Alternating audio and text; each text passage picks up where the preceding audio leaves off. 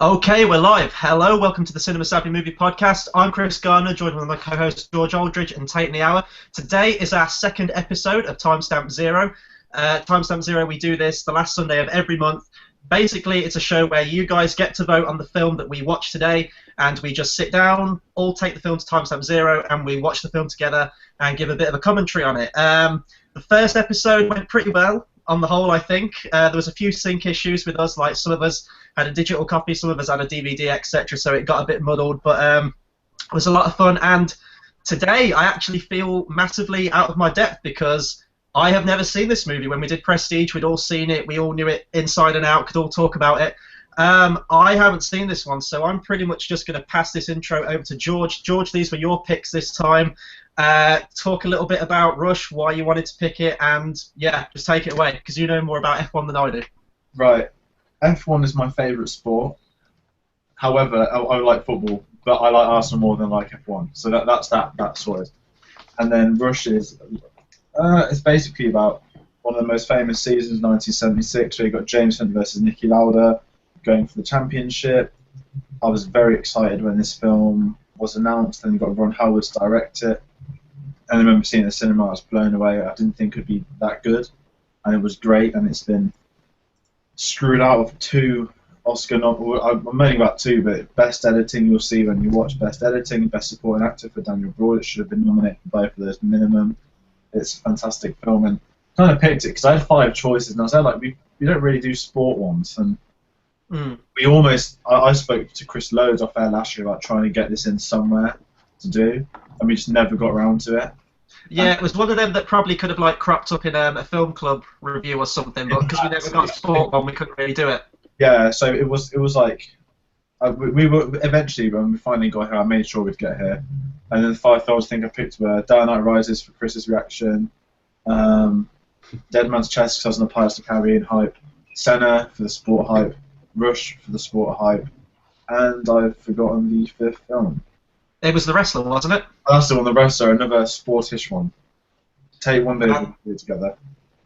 I'm actually going to bring up the results now to see what we actually got. So if you two want to chat a little bit more, Tate, I think you're in the same boat as me on this one, haven't you? You haven't actually seen this film, so this will be both of our first time. I've never seen this film, but I have to say I am an F1 fan. Well, was an F1 fan until a couple of seasons ago, where it moved away from the BBC. Well, it wasn't BBC, was it? It wasn't BBC. Yeah, BBC were cheap and decided. So we couldn't really get like back with that. But like, I'm a MotoGP fan, to be honest. I think it's more exciting.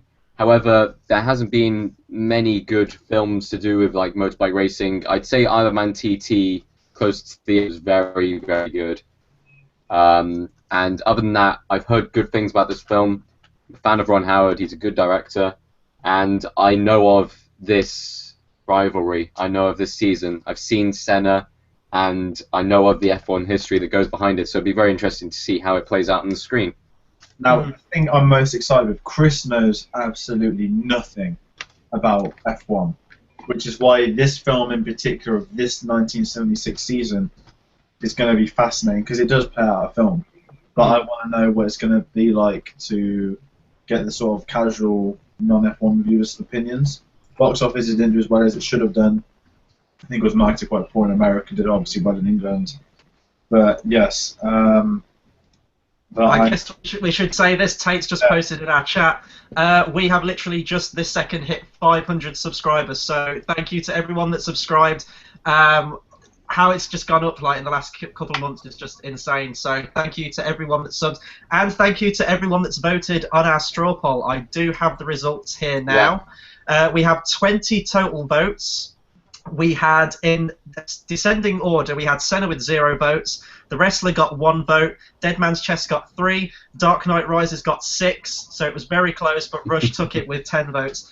And so before we go into it, really, what I'm intrigued about this film is, one, if I actually do like it, because I saw some trailers and was intrigued by it. I just didn't know a lot about sports, so I think that's probably why I didn't see it. The Ron Howard aspect of it is what I'm really looking forward to, because for me, Ron Howard is probably one of the most inconsistent directors I know.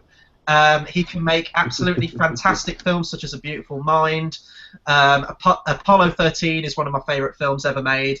And then he can do enjoyable... And then he goes and makes In the Heart of the Sea. Exactly. And films like that. I liked Da Vinci Code, but Angels and Demons I thought sucked. And then he can also do really quirky ones like Splash, which is a classic 80s film.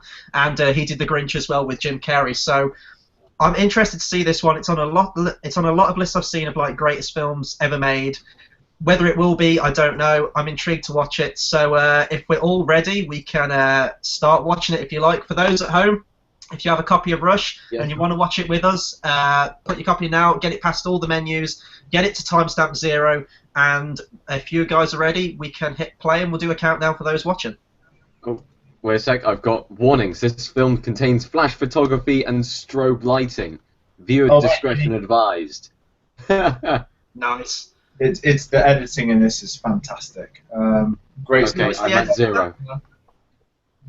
I'm going to check very quickly who edited it. There was 2 people. What have they done? They've worked with Ron Howard on a lot of films. Apollo 13, Cinderella Man. Well, loads of films actually. Well, that's like a good director, isn't it? They stick with an editor. With this, you get this. I haven't seen the whale one from Christmas. I don't think I'm watching the whale one. But I know that it's basically a green filter over the top. Yeah, there is. It looked terrible. It looked really, really bad. Oh, and music by Hans Zimmer. Nice. Yeah, it's great.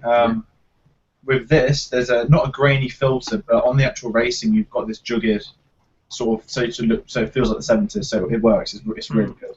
But you're going to get loads of sort of trivia things off me. I technically have half a connection to James Hunt, which I'll go into later on.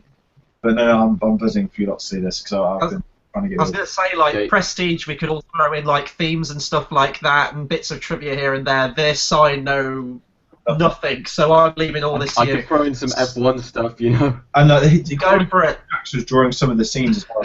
We might have converted them. Okay, guys, we need to get started with this. Okay. Right. Yeah.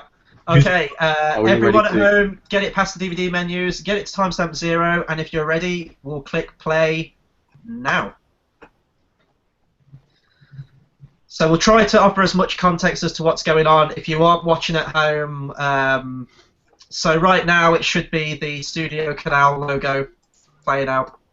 Yeah. If mine gets loud because my surround sound's in my computer, so I'm watching off my TV. Yeah, I've got mine bumped down. This is actually a really interesting first viewing experience, actually, going on one of these live streams. You are just catching my live reaction to this whole entire film. Okay. There's cross-screen pictures now just to make sure we're all... Also, if my internet drops out, apologies to everyone, but my internet is very temperamental, so just keep the show running and I'll jump back in if it does drop out.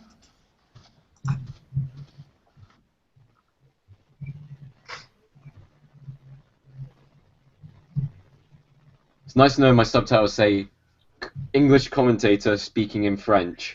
Yeah.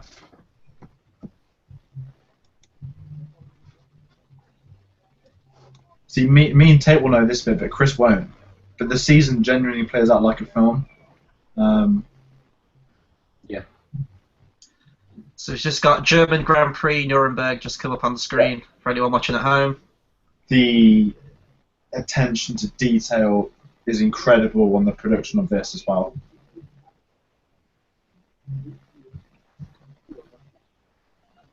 It's Zemo.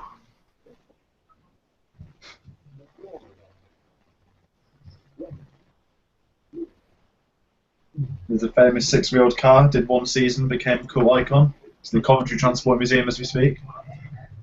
I'm just expecting to see like that 2-headed alien commentator from Phantom Menace right now.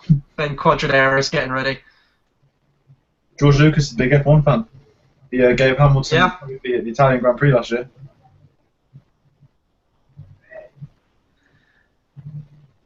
And was this the first film that Chris Hemsworth worked with Ron Howard on? And then he worked again in The Heart of the Sea? In The Heart of the Sea, yeah. So Daniel Bruhl's Niki Lauda and Chris Hemsworth Jameson, just in case you didn't know. Right, okay. The contrasting differences between the two, even from the very start. Yeah. Lauda, extremely focused, extremely concentrated on the race. Hunt, play. Is my thing getting loud on the speakers was alright? I can't hear because I'm listening to the film. That's right. Yeah. One thing I will say so far, this cinematography is absolutely gorgeous so far. Come on, Ooh, ooh, ooh. Okay, and the pedal's gone down, wheels are rolling. Ooh.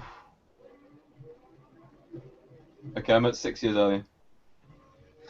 I've got to turn this down, wow. Can't hear you guys over the top of it.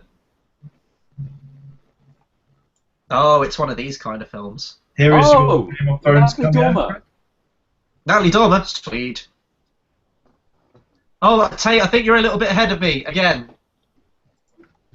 Because she's just showed up. Are you watching it online, Chris? No? You're watching it on DVD, yeah? Yes. How can we all be watching it on DVD and it PR? I don't know, like, audio chips. I think you're about 3 seconds ahead of me. Probably. Well, Natalie Dormer just... Oh, no, is about to. Ooh. She might be doing a walk of shame tomorrow morning. We never know. God, Don't Natalie you mean Dormer, Clegane Bolt? Natalie Dormer's just in constant, like, smirk face. Like, it looks like she knows something you don't, and I'm totally cool with that. You see her in The Tudors? That's where I saw her didn't. first. No, I didn't see that show actually. I heard it was very good though.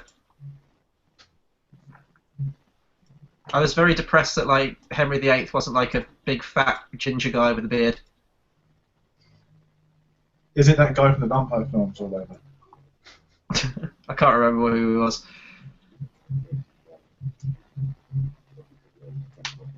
Whoa. Okay. She... Right, take notes of the budgies. Seriously?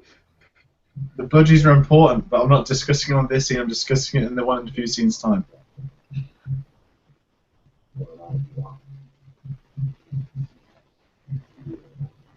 I'm just saying, Natalie Dormer makes a very, very good nurse.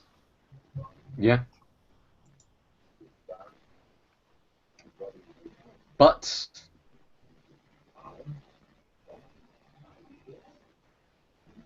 So just moment of appreciation right there. Okay. that tells me one thing. That tells me that Natalie Dormer is willing to go nude for Game of Thrones. Yes, she is, and I feel like an absolute pig at this point in the film. Are we sure that Michael Bay didn't direct this film? It's got everything so right. It's got fast cars. It's got naked chicks. So, Chris, Formula 3. You get F1, there's F2 and F3. Right. They're not as big, obviously, they're nowhere near as big. They race them all on the same day. But it's basically like divisions. Mm. But very rarely do the Formula 2 people end up in Formula 1 because it's all about sponsorships these days. Yeah. Right. Okay. I have to say though, this is very different to what it's like nowadays with Formula 1. Nowadays, Formula 1, you've got 20. In this, there's two people, one of them smoking next to the car, one of them's drinking whiskey. It's just the whole culture of health and safety, everything. A good sign, actually. It means he's stoked. God, all this description of like the engine and stuff. These are just very, very big words to me right now. Oh.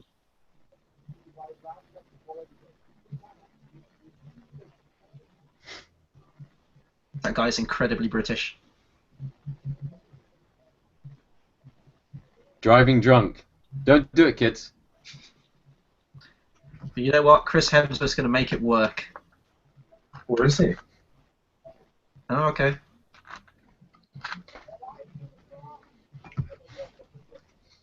And there's Lauda.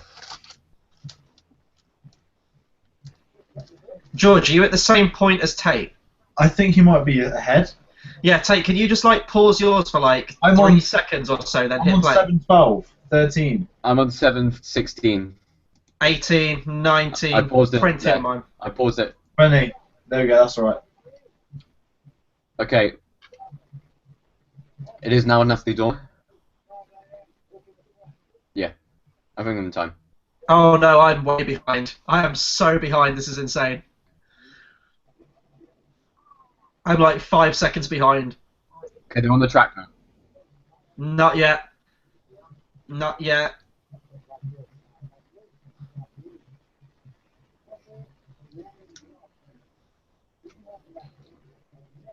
He just said men love cars. Yeah, Now they're on the track. it's very intriguing. Wait, really? Music choices too. I'm like 10 seconds ahead of you guys. Yeah, you are. You're quite ahead of us. Okay. I'm going to pause it at a very certain point, and you guys are gonna have to catch up. Sorry about this, Okay. people at home.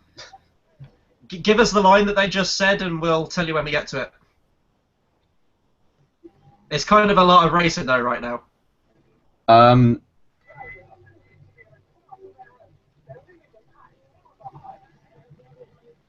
Wait a sec. Okay, red track.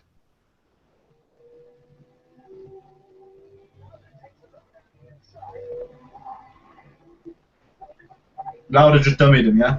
Yeah.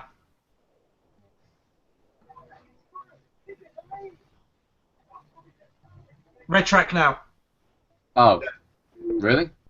Yeah.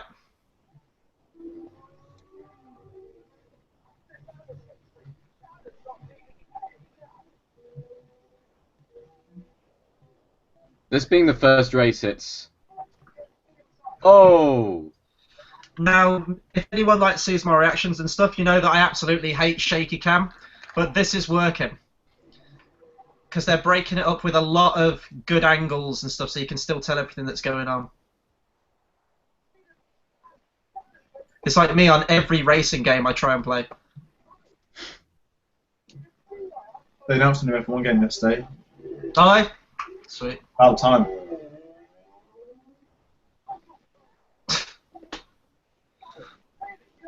Okay, champagne. Tell me when you get to champagne. Okay. Champagne now. Yeah.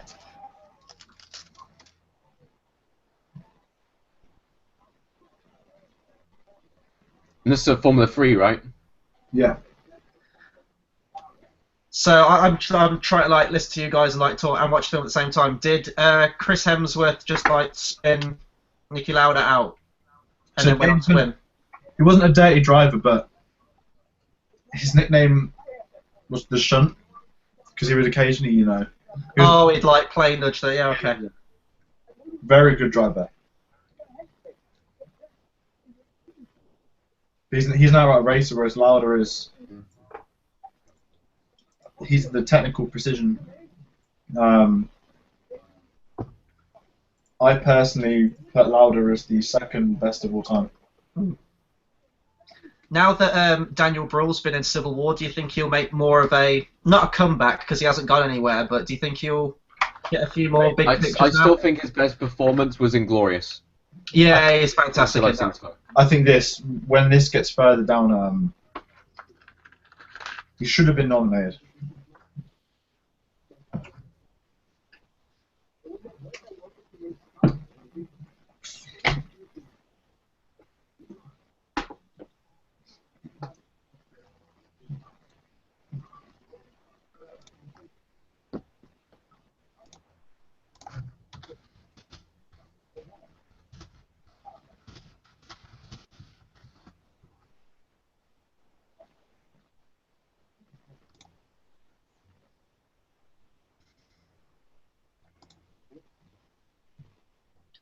I just say by subtitles, they were translating everything from German, but good still came up gut, G-U-T.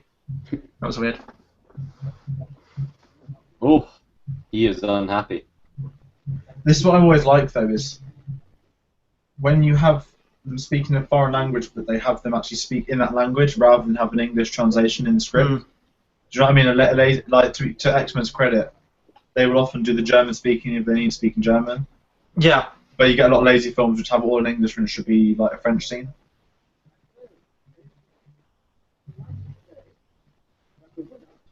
So one had to go the hard way and get in, and the other one had it basically handed to him on a plate. Mm.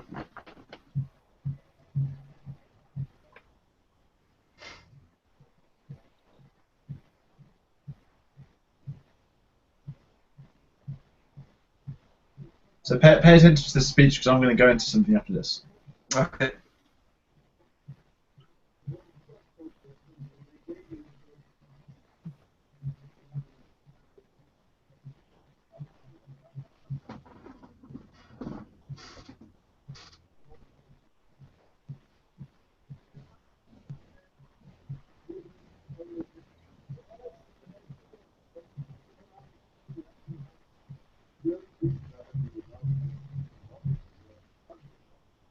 Right.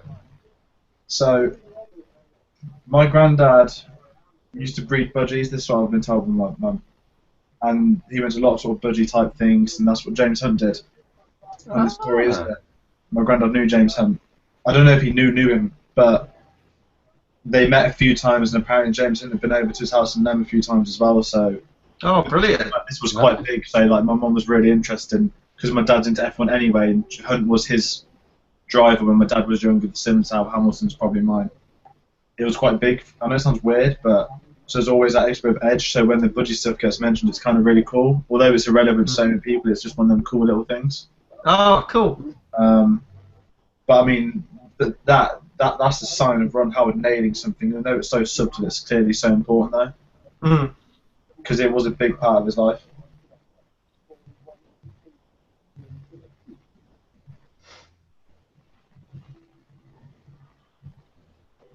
Bit of Slade.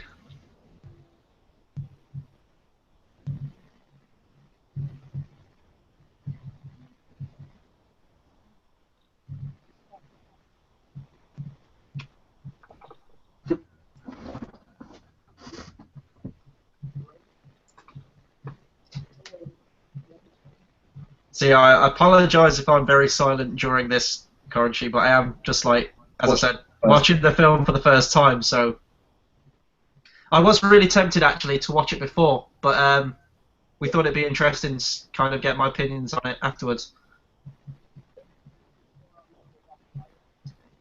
Right, so Regazzoni was one of the greatest drivers to never win a World Championship. Became very close when he was driving a Ferrari. Unfortunately, just missed out. But as a number two, that's what Lauda is. Your number two driver is not the baby, but number one's the main guy. Yeah. Although nowadays they happily crash into each other. Did you watch today? No. I didn't see Monaco today, no. I wish I had though. It was one of the best races in the world. I'm going to Monaco on Thursday, by the way, people. I'm going to be disappearing for a week a bit. But yeah. Yeah, rub it in. I almost covered the Grand Prix. That's a story for another time. I'd have cried if I was there, to be fair today.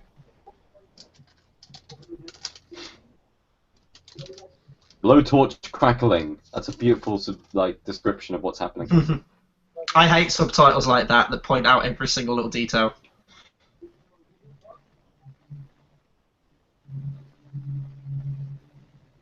The music in this, I know it's by Hans Zimmer, but it sounds very much like Steve Jablonsky's from Transformers so far. And I think Steve Jablonsky was not a student, like a pupil or like protege of Hans Zimmer. You could definitely tell a lot of similarities between the two scores. What's good music? See, with this, so obviously Lauda's a fantastic driver, but in terms of sort of what he did for the sport in the garage, and he's incredibly vital to it, and they're showing off in this because he was like that in real life, and he currently works for Mercedes, because who are basically the champions and will be for a few more years. Right. And then he's like one of their main-ish guys. Obviously he's a lot older now, but behind the wheel he did a lot. So right now, just so I'm not losing the plot, is he trying to get like a certain time with the car, like they're testing it out, or? Yeah, and you've just seen the woman with the red hair. Hmm.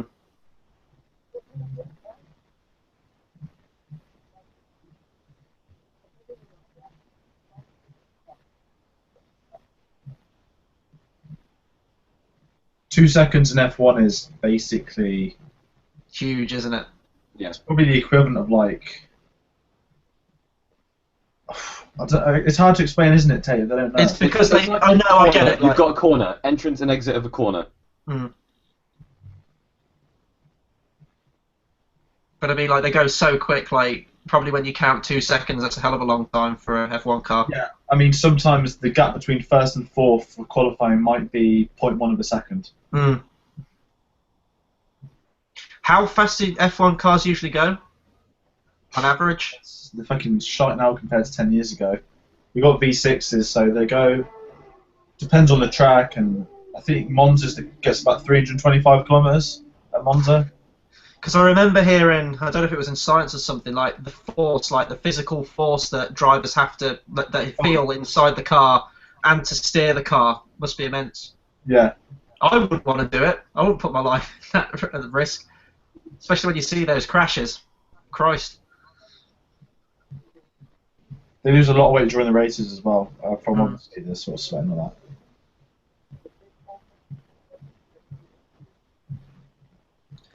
God, that guy's jowls is literally reminding me of like the Goblin King from the first Hobbit movie.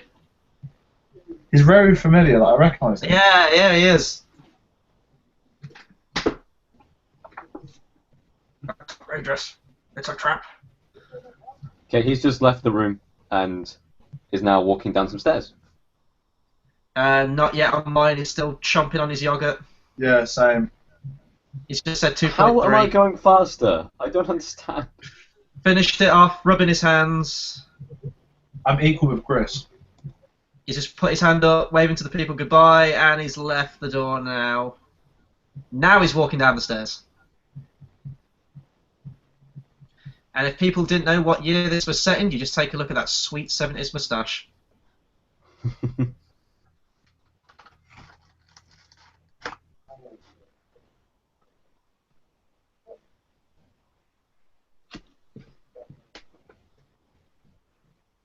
You damn right.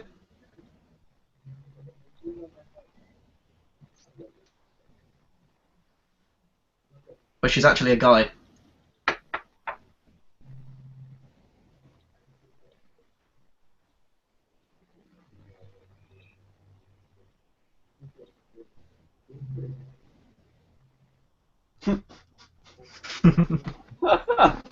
That is true. Oh.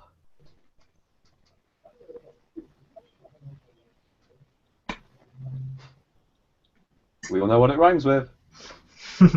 They revealed that earlier on in the movie.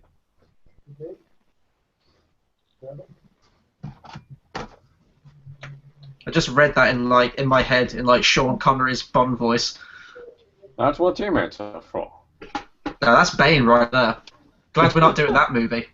God, I'd be fucking comatose by now if we were doing Dark Knight Rises. You sure? I think it's a great movie, personally. It is. You always got it on hand. I love that. This is the second time in this stream that I've actually had it out, Chris. Yeah. When you watch it back, you'll realise. It's totally not, but that completely looked like Wayne Manor from the outside right there. That was pretty cool. I also have something to advertise. If you're interested in a 700-page biography of James Hunt, here you go. There you go, there's the shunt name. It is a beast. Oh my god. I haven't read it. I've had like 5 years.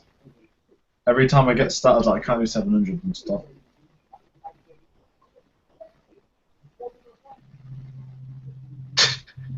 You're going to need to start just greeting people with that line right there. That guy as well, who we just said that to, he's very familiar as well, like I've seen him in something. The one on the left? The one speaking right now. No vulgar logos for cigarettes or condoms. That guy. I recognise him. There's a guy out of a TV show called Episodes who comes in a bit later on. Who's more recognisable, but...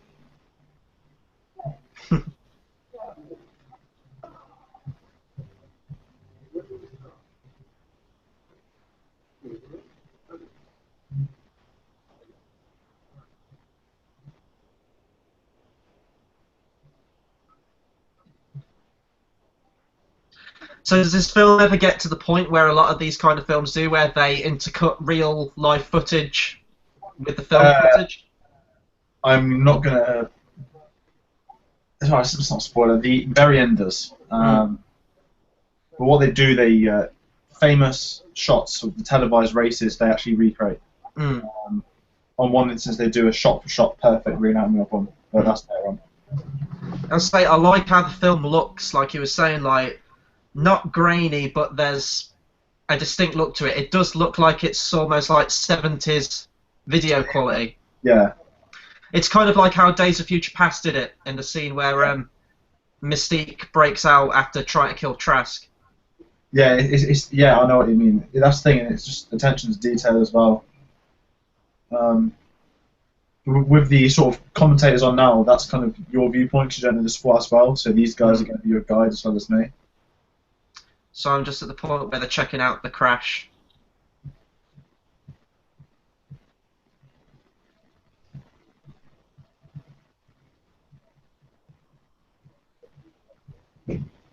So I'm assuming that's actual footage there on the screen that they're showing.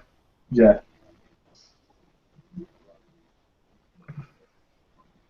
Oh. I mean, people. I don't want to say lucky because it's still sad happening, but we've had one driver die in 22 years. Hmm.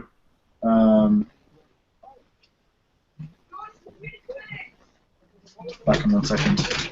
Alright, no worries. Tate, me and you are man in the fort.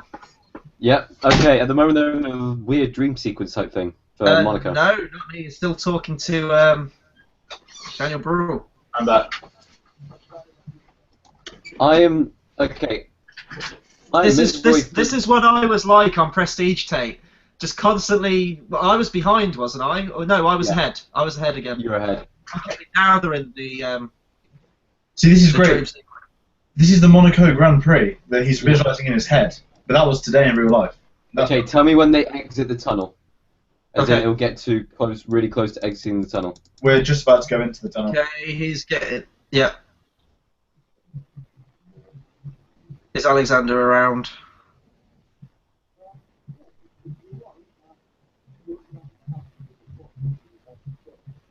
Is he after the tunnel yet? Oh yeah. I didn't know which tunnel you meant. Like there was just like a kind of little bit. Yeah, he's talking to this chick now about a car. Olivia Wilde. Do you recognise her? Hmm. Olivia Wilde. Tron. I have not seen Tron or Tron Legacy. What? I haven't seen either one. Yeah. Jesus, No, I haven't seen man. it. I need to get around to it. I wouldn't even know it was her because I'd be used to seeing her in like a neon lit leather jumpsuit. Yeah. God, I'm an absolute pig in this commentary. I apologise to everyone. Sorry, not sorry.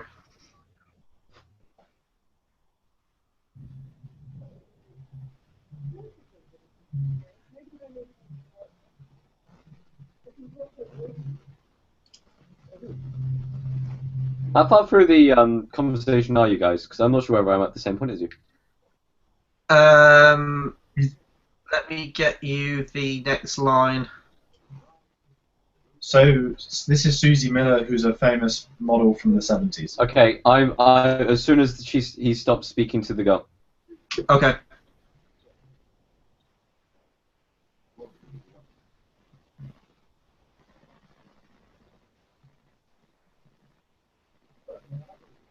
Wait, what bit you want?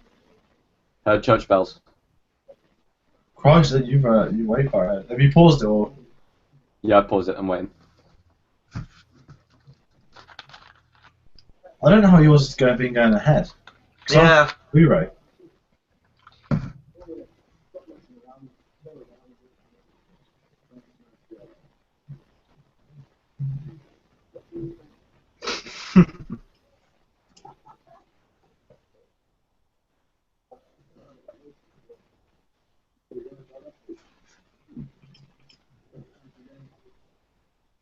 Oh, just like that? Wow. Okay, now we've got church bells. Cool. Yeah. And that is how you do it, ladies and gentlemen. You become a successful driver, making loads of money.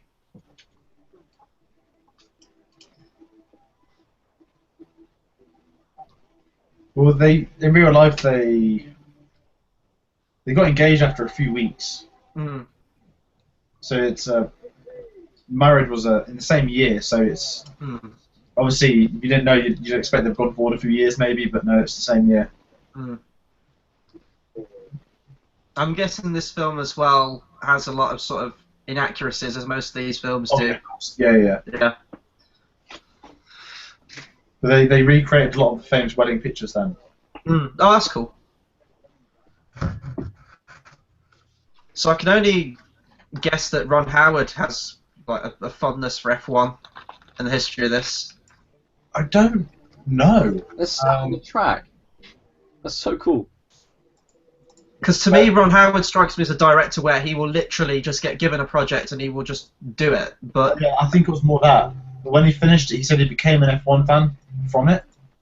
that's pretty. But I mean, like with all the attention to detail and stuff, you would expect. I don't know. It's interesting. With this, drivers have been sacked before for slagging off Ferrari. Right. They're so up their own asses. That's why Lauda's great there. Because he's saying how it is. Yeah. And that's Enzo Ferrari in the middle. It's meant to be.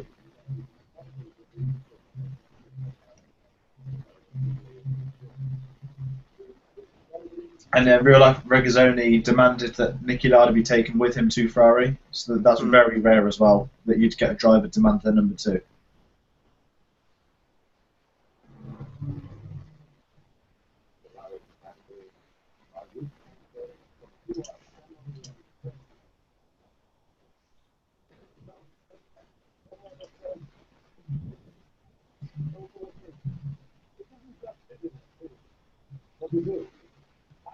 So they're in 1974 now. Sorry. They're in 1974 at this point. Yeah.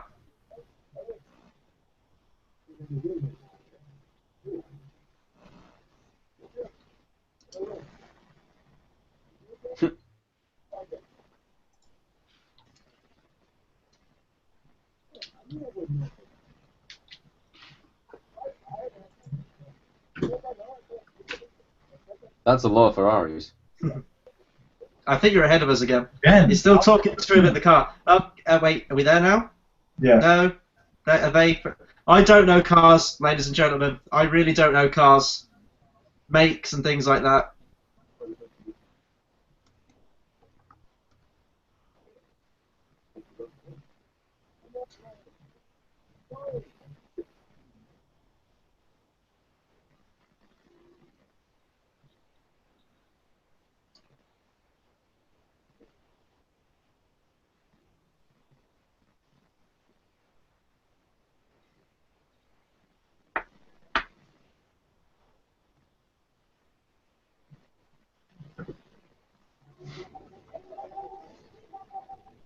Okay, he's looking through the window at the moment. Yeah. Oh my god, I think we are actually in sync now. Yeah. Sweet.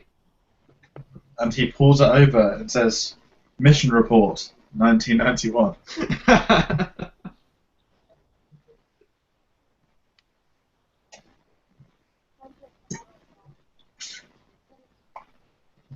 As easy as that.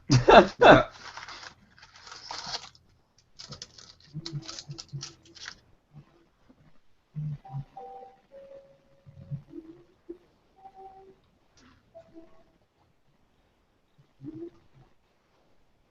Is she It always makes me laugh in some driving scenes. It's mostly like old-fashioned films with like the really bad rear view projection where they're just driving like this, and the car's going straight. It's not too bad in this film though.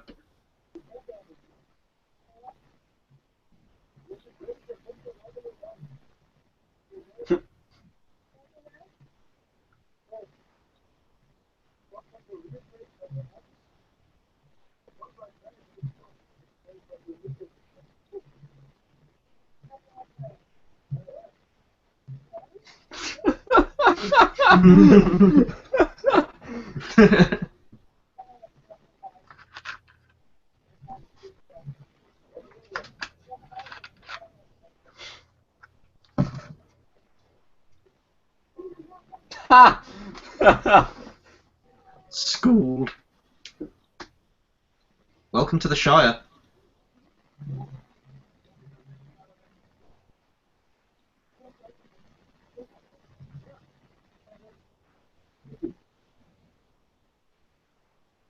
That's nice.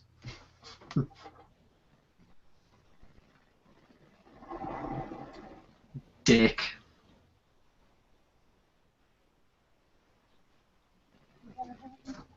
Well, may as well get comfy. Actually, he can't get comfy, can he? Because his ass says that the car's terrible. Yeah. He'll probably say, "Oh God, no, the suspension." No.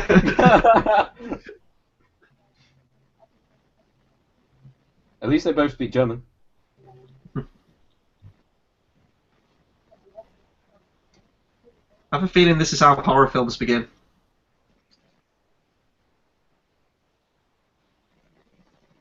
Stop in the name of love. Ah! Crazy Taxi! Crazy Taxi, come on! Oh, God damn it. Oh, it worked! They deployed Hot Chicken, it worked. Ah!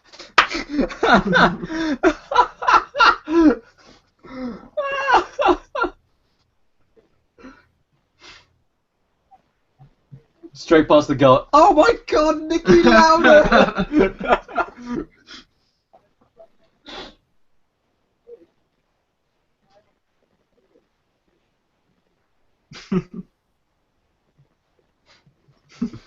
Road trip. You know that guy is never getting rid of that car. It's quite humorous, not humorous, isn't it, as well? Like, Yeah. I would say this is the funniest it's got so far out of the film. yeah, for my it preference. will, but you wouldn't expect it from like this type of drama. Levity helps these kind of films because some films like Tate, I know you really like Moneyball, but for me Yeah. that was very, very hard going, and a lot of the humour was sort of weaved into the subject matter, so I didn't Yeah. really get it.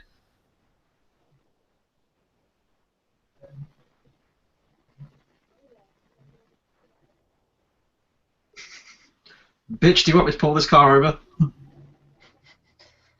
I will pull this car over if someone says, "Are we fucking there yet?"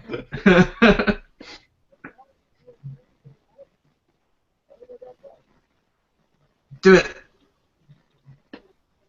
Oh, you kind of have to at that point, bro. You gotta take a Yeah, hit for the he's got team. no choice. Yeah. Ooh. Yeah! America! Punch it, Chewie!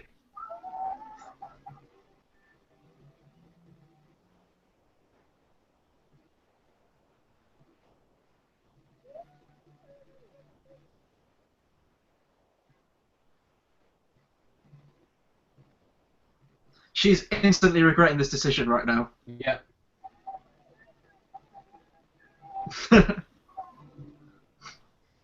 And all the way through this, Daniel Bru's ass is just complaining. Oh, nice cut. United States Grand Prix.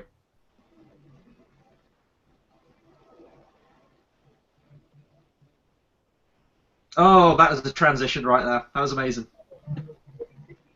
So we're now jumping How into am I number ahead? 5. I know, we were kind of at the same point right there.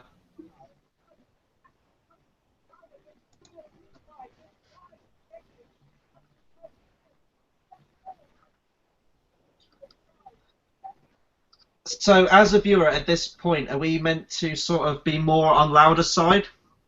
That's the point. It's sport, you pick your side, don't you? Yeah, I guess so. Because they do it in phases. You had loads of Hunt, and then you had loads of Lauda, and you grow to like both.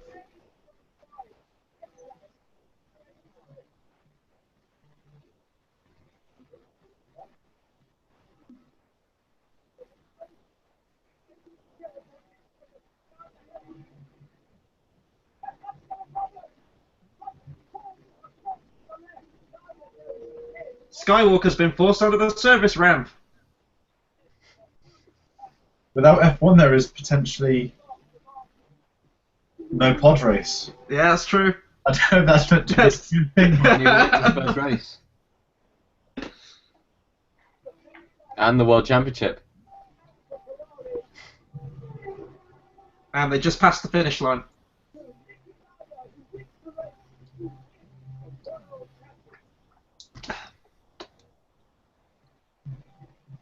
See, there's moments like this with a score that really doesn't sound like Hans Zimmer. This is different. There's more of him on the guitar. Yeah. There is some very traditional stuff towards the end.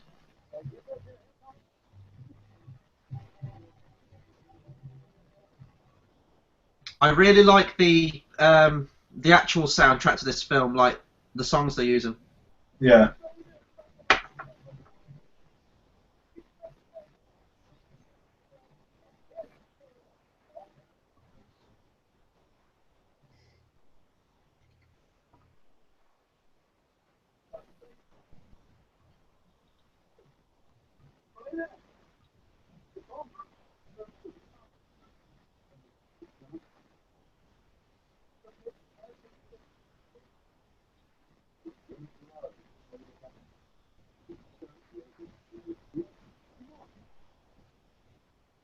Hunt is worthy.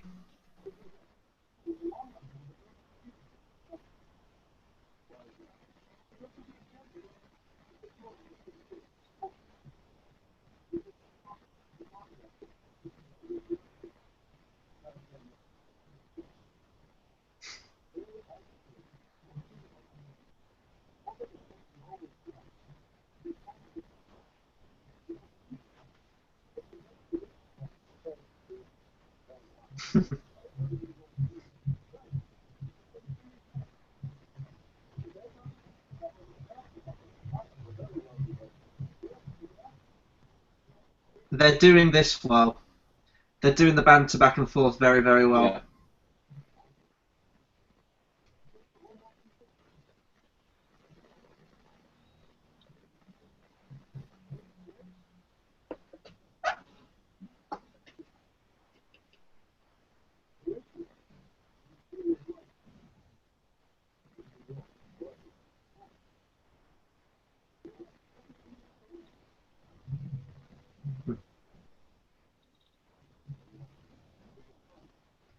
That hit deep, and he knows Ah. it.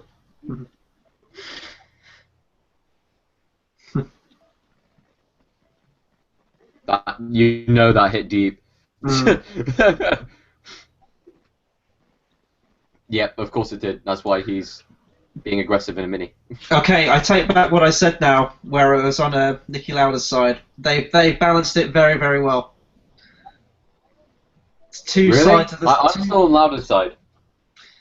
I don't know, because I like the two different personalities. Like, it's the same passion for what they do, but it's two sides of the same coin, and I like that. And I'm guessing by the end they'll have like a mutual respect more. Well, they already have that. You can already see that. I won't say anything. But something big is going to happen. It's going to be that race at the start. Something huge is going to happen. That's going to shake both these guys up. And George is smiling, so he knows I'm onto something. You're not going to get it though. That's the point. Oh, okay. It's two very fascinating drivers. It's the clash of personas alongside the actual racing, which is intriguing. Probably that is the top rivalry, or the second one out of Prost and Senna. They're the most famous ones.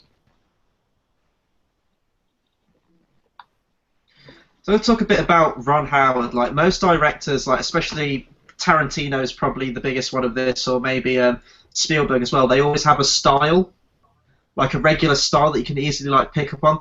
Would you say that Ron Howard has that? I don't think I've seen enough.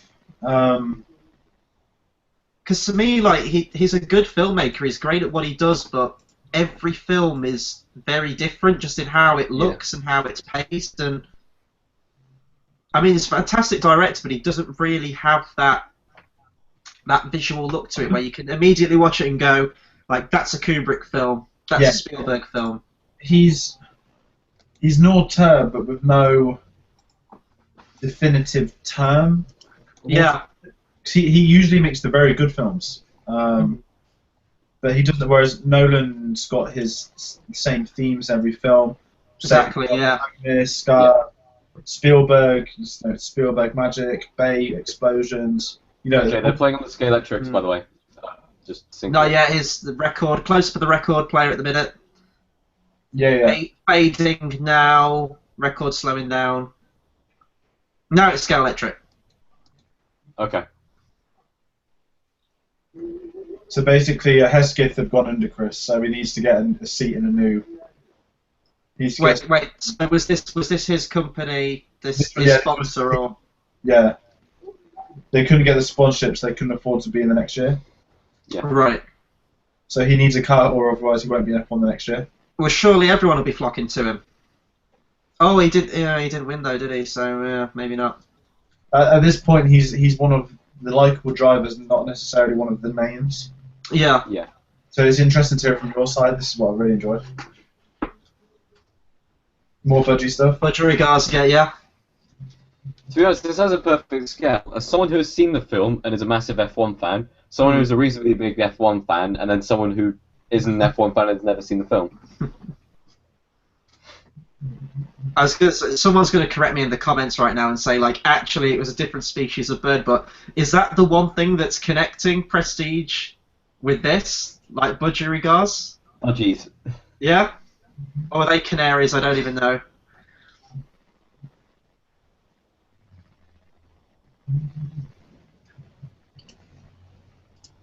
God, he kind of looks like Kurt Cobain there.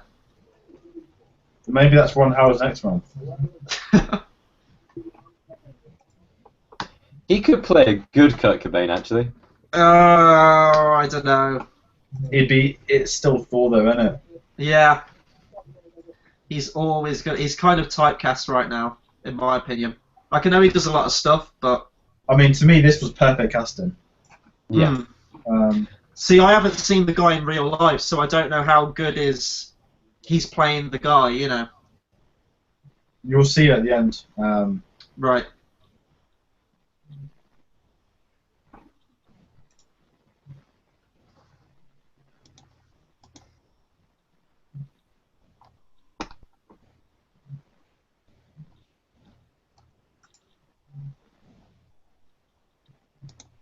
I'm actually thinking that I might pick another Ron Howard movie on my picks for the next episode. You're going for A Beautiful Mind. We all know you're going for A Beautiful Mind. Well, not necessarily. You know, like, this is one thing, this is going off on a tangent now, but when I was at uni doing media production, that kind of shot where you're really, really close to an object, like the record player in this, with a record player in focus and everything else out of focus, that was like always our go-to shots, because there's just something really nice about it, how it looks. Especially sometimes when you switch focus as well. Oh yeah, full focus. Looks really cool. He's out of a TV show, you might recognise him. I need to get a look at him again. Oh, I do know that guy. Episodes is with Martin LeBlanc. I haven't seen that. I've seen him with something else.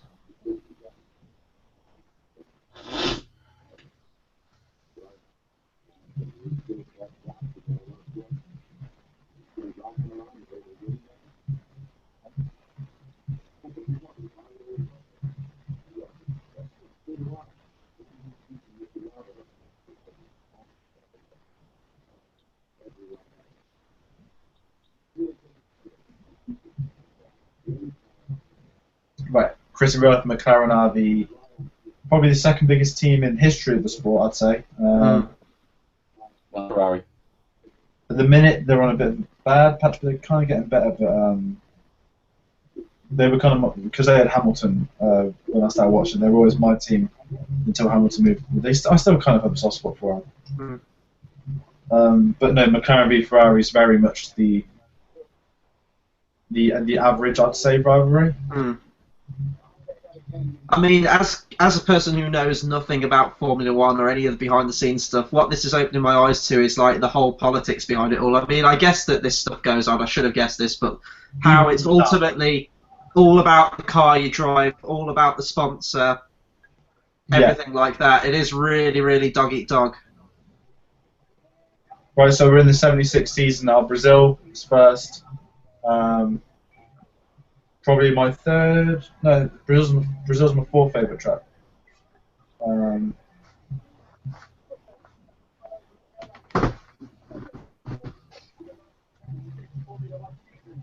See, Chris, as the audience, you're kind of positioned with that guy. Yeah.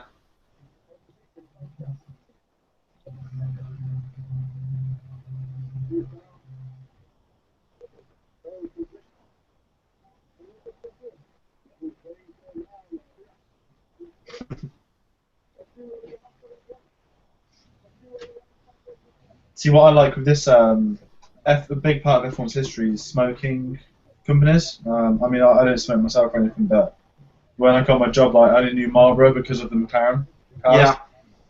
Yeah. But there's natural law on they can't really sell any merchandise. They've got to remove all the Marlboro stuff. So when this came out, it was a big deal to get the cigarette sponsorships because obviously that's a lot of stuff. But it's just the attention to detail.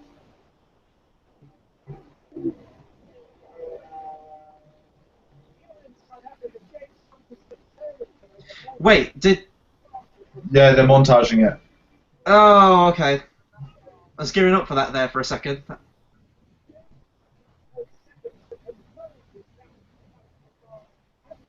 Oh, nice cuts. I like that.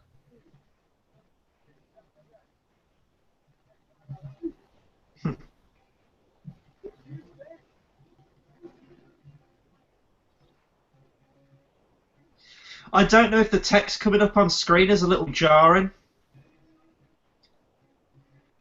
Like, just because they haven't really done it much in the film. The editing on the car scenes, are maybe not. Oh, yeah. But, you know.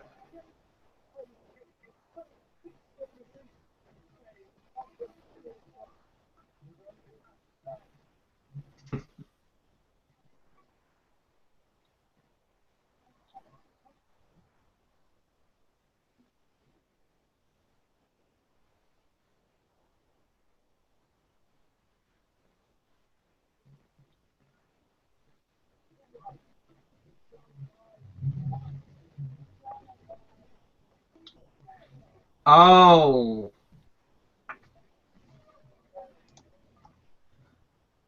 Brule, you devious bastard. So, was that because he's in the more prestigious sponsorship? So, therefore, he has that clout to do that?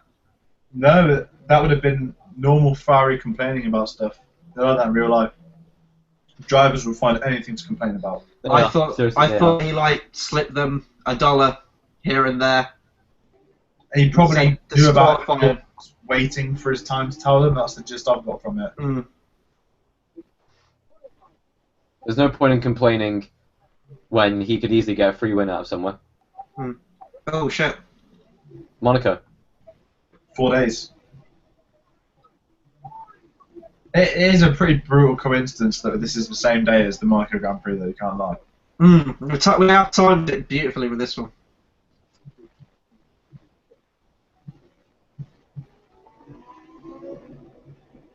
God damn it. Belgium's a Grand Prix I've been to before. That was my favourite track of the year.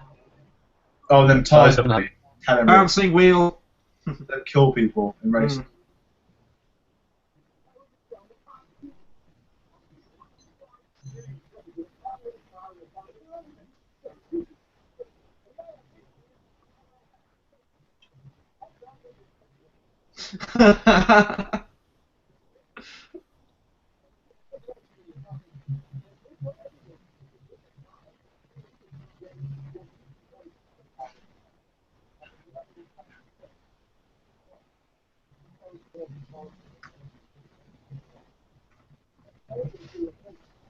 You can see the frustration. Yeah, I was kind of just like engrossed into the film right there, like just watching it just to catch up a bit, but. So at this stage, Lauda's on top, McLaren recovering. Yeah.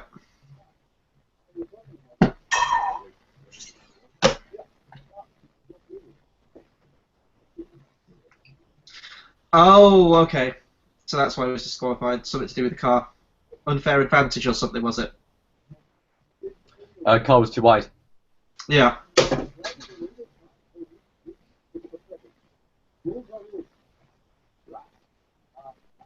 He really likes that insult, doesn't he, right now? In a nice way, he's very ratish, though. This is mannerisms. I was going to say they put some kind of teeth in, haven't they, on him? But he's like that in real life, though. Yeah. But his accent's exactly like Lauda. Oh, wait, did they break up? Oh! Damn! Wait. Did they break up? Was that a thing? Did I miss Yeah. that? Or are we It just was learning implied. that now?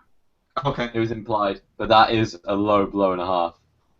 Oh, when he says like they don't see each other, that kind of thing.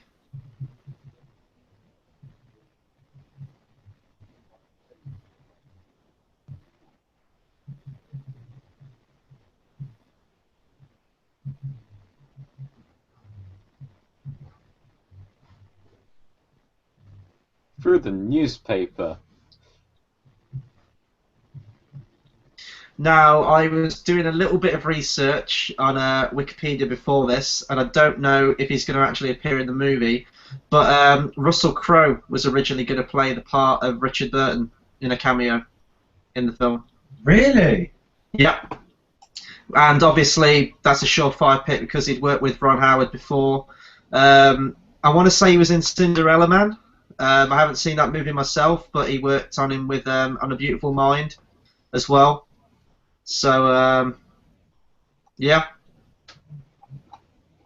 I'm going to just check on it now. The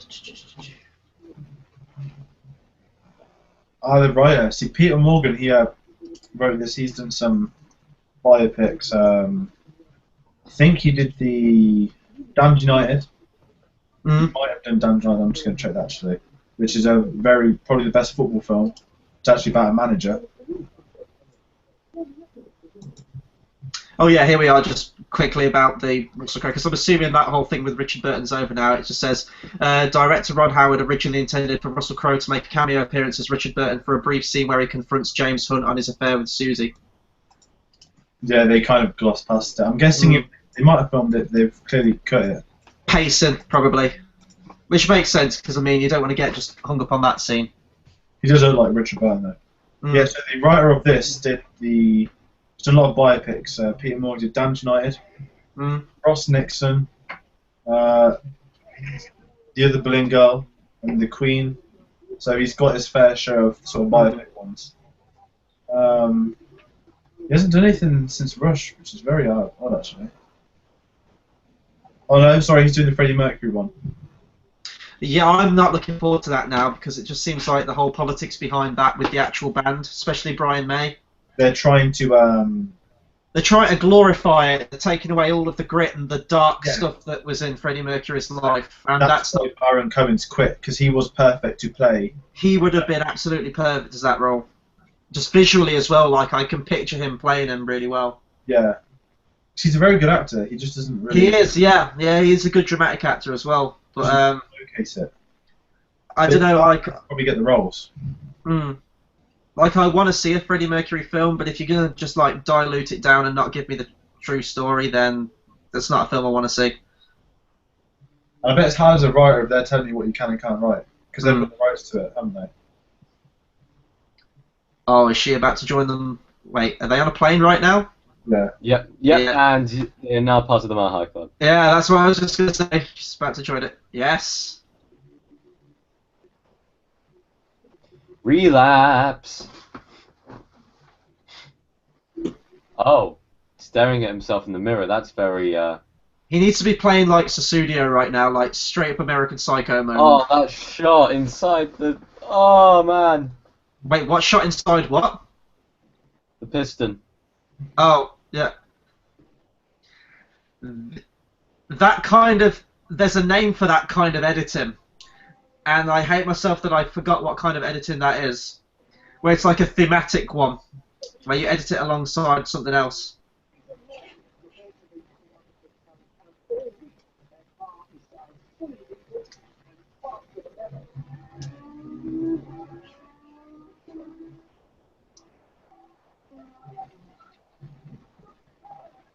Oh, is that Lauder retired?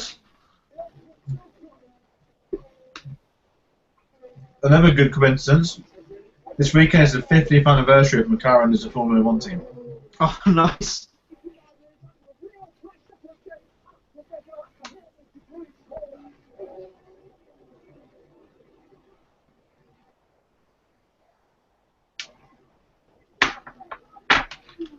Can I just say I actually really, really like this series that we're doing, Timestamp Zero. I think it's a lot of fun. It's nice to just sort of sit down and just watch this as a group. It's different as well. Mm. As long as you get the time synced up, yeah. Yeah. It's very rare for the Brits to win at Silverstone. Okay, I'm just going to say now, I'm a big balls. Yeah, he's just said it now. You're not far ahead of us. There we go.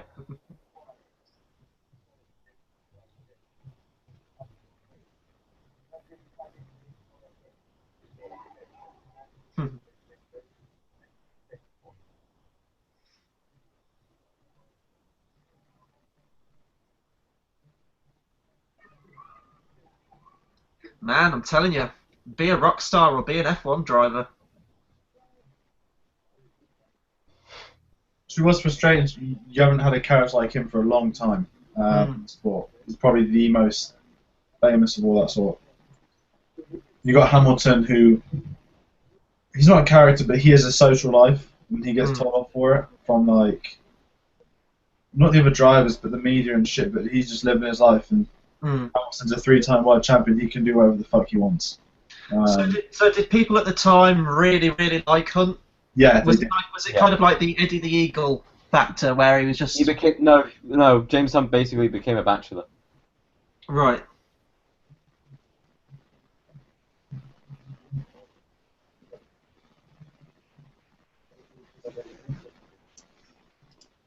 Wait, so what's going on now? Sorry. Well, it looks like he's about to get married. Really?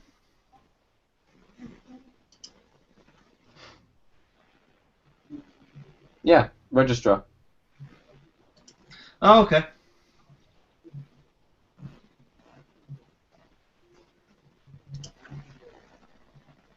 Wow, low key. That's him. Doesn't want the attention. That perfectly sums up his character. But you could tell that was a really cool, subtle look on her face. She did kind of want that, like the whole pomp and bravado of it. There was that doubt. Underwater sex.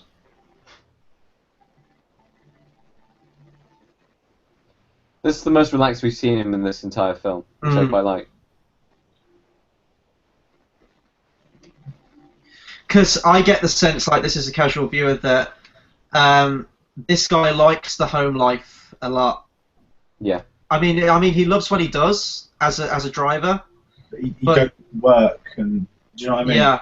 This guy likes the family life, the steady man, whereas Hemsworth is more comfortable when he's at the forefront, like a rock star. Yeah. Women left, right, and centre.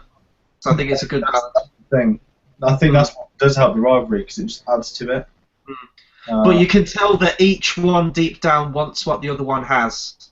Like Hemsworth would like to be the steady man, but he just, at least at this point, he can't. Well, I guess when you said like he's a bachelor, then I don't know if he did ever settle down afterwards again. I'll save it for the end. Okay.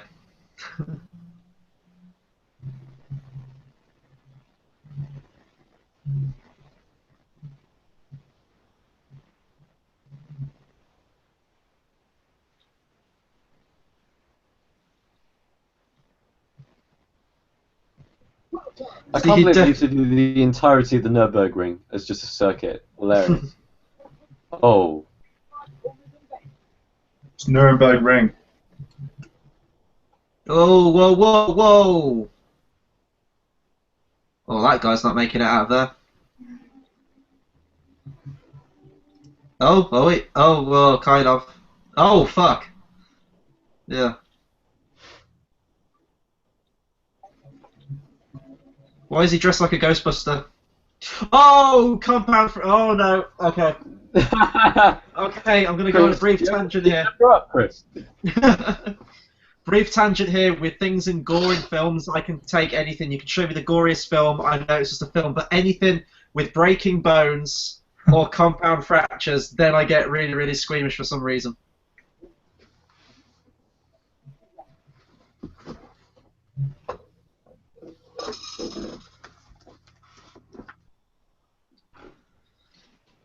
So he's getting back into the whole racing thing now.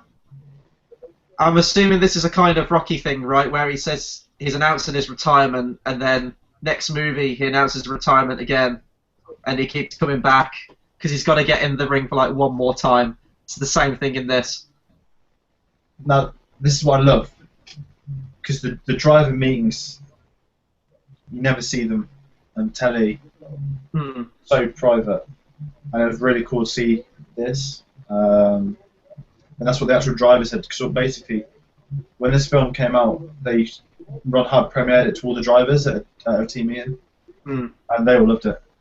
But because obviously Niki Lauda works with a lot of them, they were all kind of like, whoa, watching it. So obviously he was there in the room. So this is me now, just newbie to this whole thing. This Nuremberg track, he's just said it's one of the most barbaric and dangerous tracks ever. Is it still a thing, or have they ironed out the kinks on it a bit more since then? Nuremberg, it's back this year. They alternate the German Grand Prix, but it's so much smaller than what it was, and yeah, they had to change it because it became too dangerous. They used to call it the Death Ring.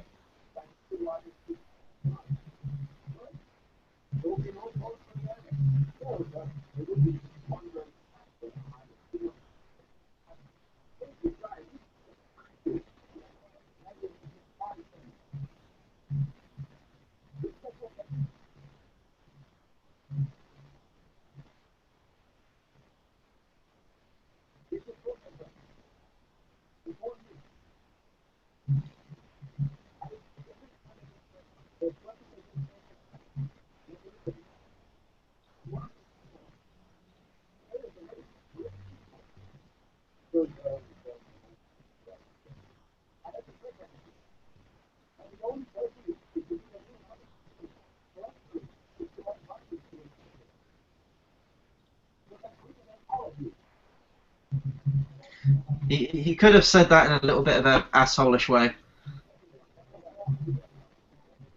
I mean, I get what he's trying to say and everything, but...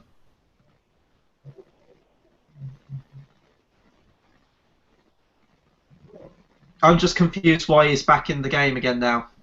Did he just rejoin? Because it said he'd retired earlier in the film. That's why I got confused. I swear to God it said he's retired. Retiring from a race. Oh, right, okay. So okay, when that gets damaged, retire. So here was me watching this whole thing like, how is he back in? Was he like missing it or something? No, I should have explained that. I take it they're going ahead with the race now. I just missed that. Yeah. Oh God, something bad's going to happen. They're lingering in this for too long.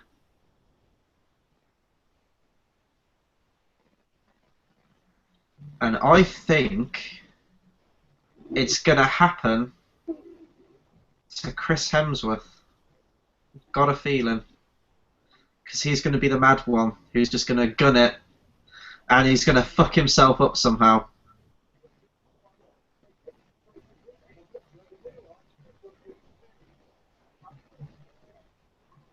See, I know what happens. George knows what happens. No spoilers. Even if you're like 5 seconds ahead, no spoilers. See, I only know this through the history of Formula 1, not through the actual film. So. You didn't know it, you wouldn't see it coming then. See, just with me, it's like sports in general, it's just like never been a thing I've really got into, even in my youth. Like, I enjoy watching boxing. I enjoy boxing a lot, but again, even with that, it's not something I follow. Like, I don't know all the ins and outs of it, every boxer's name. It's just something I kind of watch. F1's a very, I think tactical sport's another word for it nowadays. But they've got an absolute moron that's in charge of the whole company. It's got its moments, but they changed the engine rules, and one team prepared for it, and none of the others did. So one team dominating.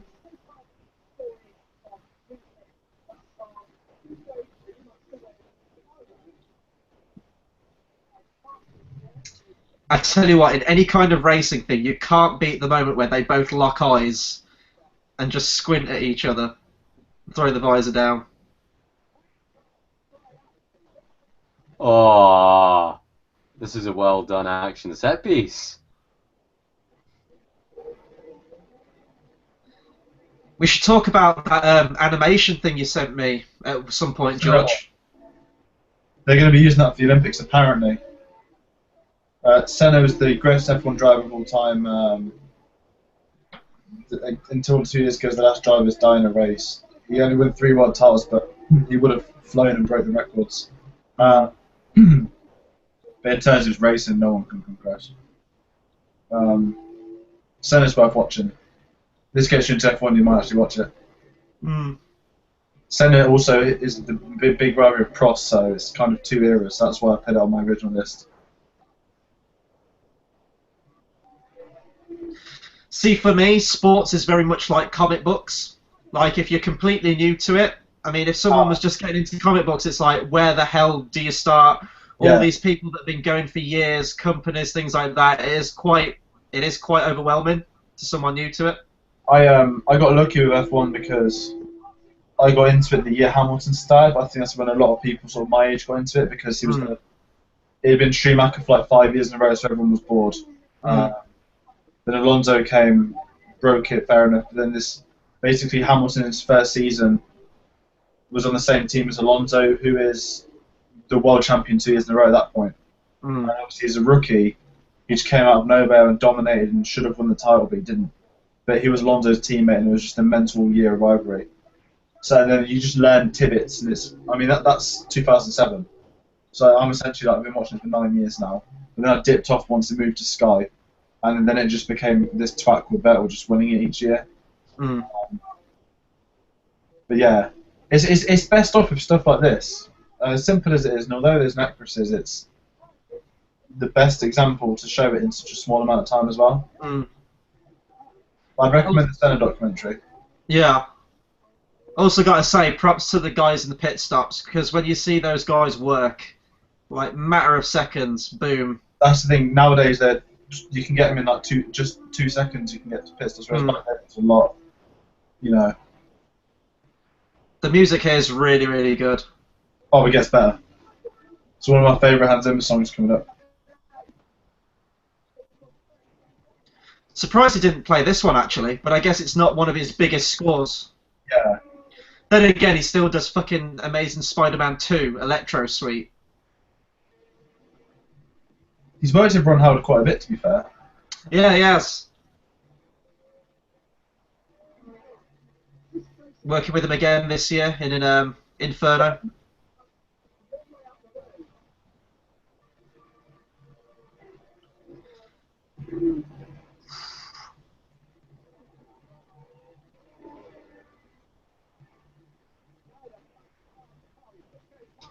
Did they actually film on Nuremberg, sorry. Huh? Did they actually film on the circuit? Ooh, I don't know actually. They might have. I think because they've redone so much of it, I don't know. They might have. Well, it hasn't started raining yet, or have they said that it's already rained and that's why the track's wet? Yeah, it already rained and it dried out, so you go into the lighter tyres because the track heats. A lot of mix of different sounds in this score, which is pretty cool. Like now we had like that choral bit there. Oh! Holy shit!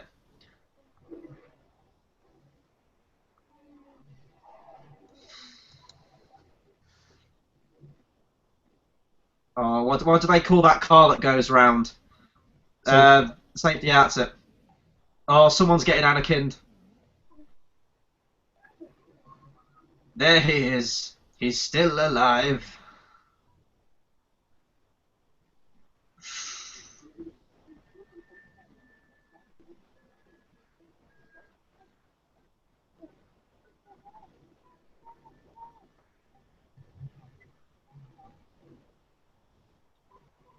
Oh, fuck.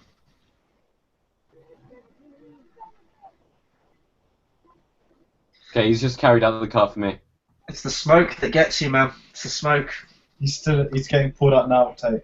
Yeah, he's getting... Yeah.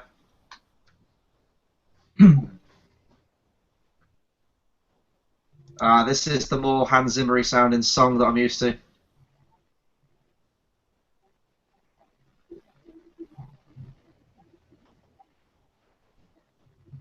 This bit doesn't have subtitles, right? Okay, he's in the hospital now. Yeah. Yeah.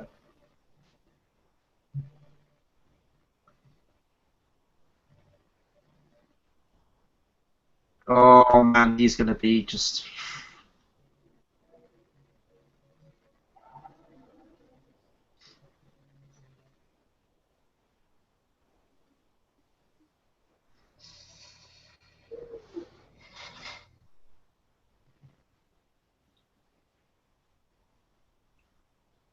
Rachel!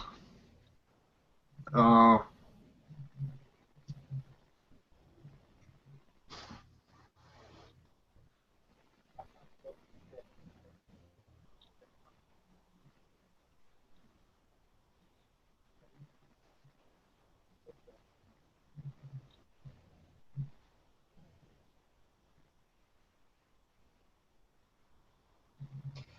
That's never a good sign. No.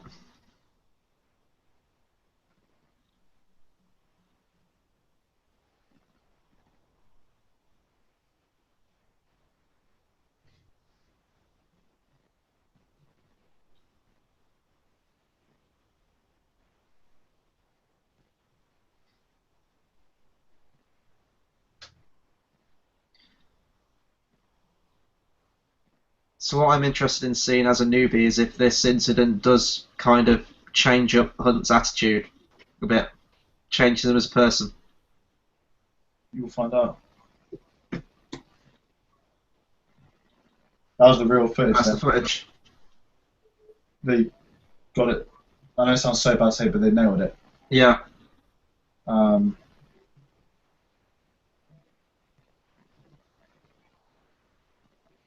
Jesus.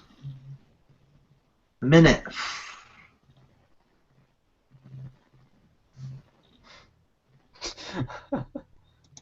Sorry. You'll laugh when you get to. Yeah, I know it's coming.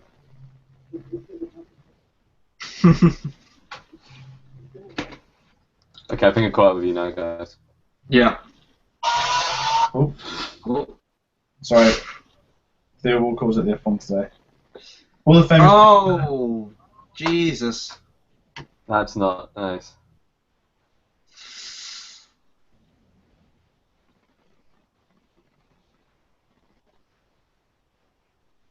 Lord Vader. He looks like the Fly. Okay.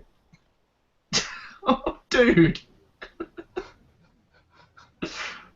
What? You can't get it out of your head now, can you? Okay. If this was, I know this is fictional, but like the actual story is real. You have a bit of taste, man. Although I do approve of the joke.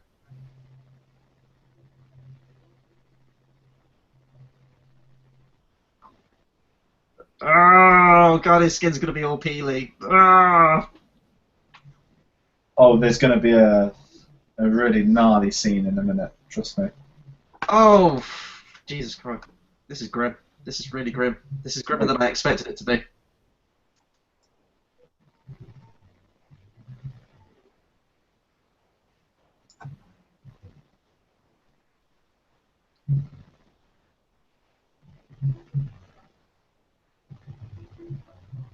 He needs to wear. Have any of you guys seen Death Race, the Jason Statham movie? No, I've seen the original. I was gonna say the character he plays in it is Frankenstein. Wears this sweet metal mask. It's like something straight out of Mad Max. Should wear that.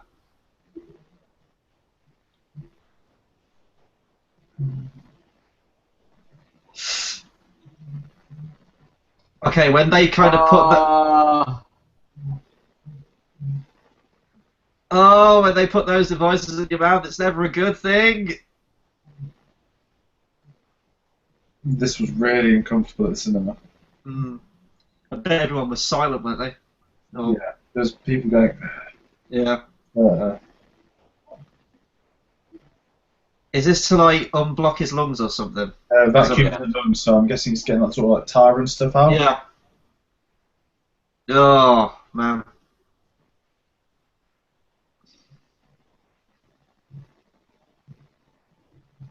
God, can you imagine?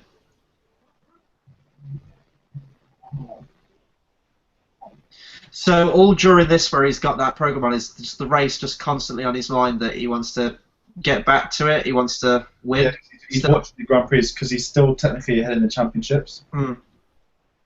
But he's seen Hunt's taking advantage of him being off. Mm.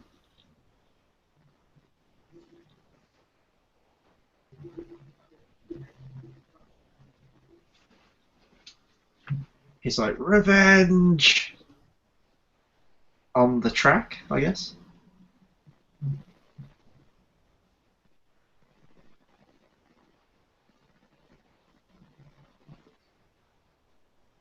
Come on.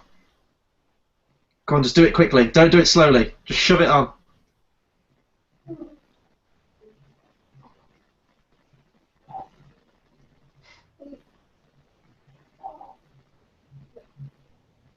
Get a bigger helmet.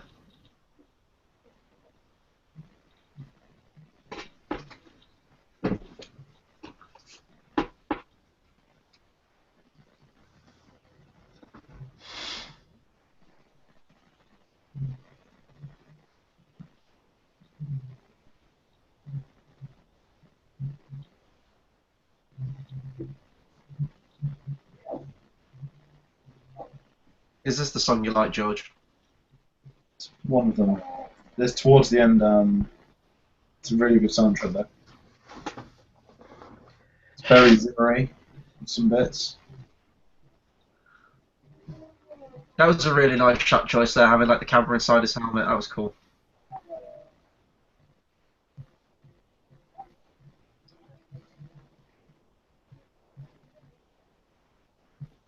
Now just remind everyone at this point that this was real. Mm. I didn't catch the date. How long after the event is this? 6 weeks. 6 weeks. Because he wanted to race. That's insane. I know. And it's the fact that it's so cinematic, but it's real. Do you know what I mean?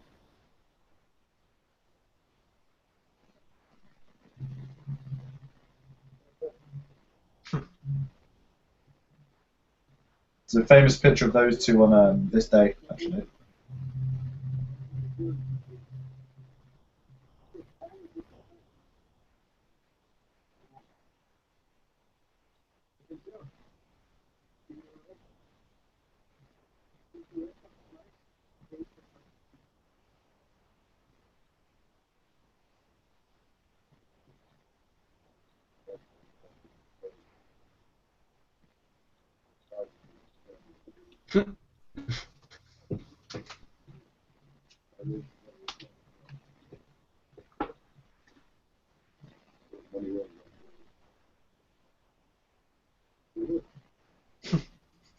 Man, just tell it like it was.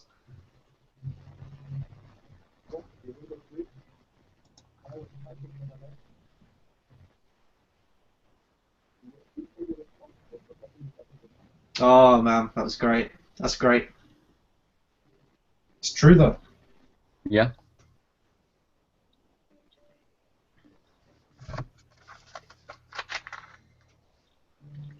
I love these kind of rivalries.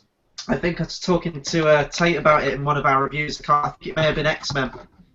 Like the whole sort of like Xavier Magneto relationship, like the mutual respect for each other. I think those are fascinating. And when they're done well, like this is, it's great to watch.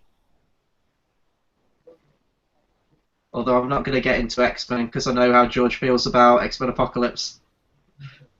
I'm going to watch First Class again this week to sour the taste. Yeah, you need to. It was worse for me. I watched Days of Future Past before I went to see it.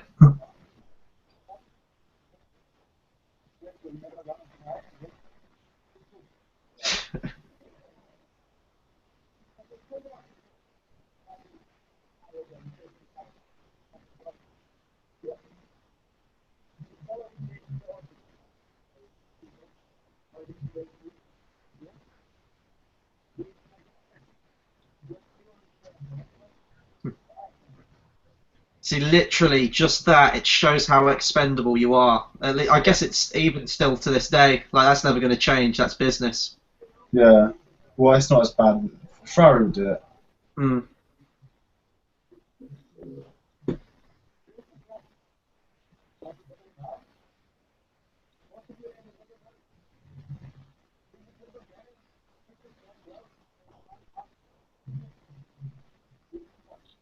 So which track is this now that they'll be going for?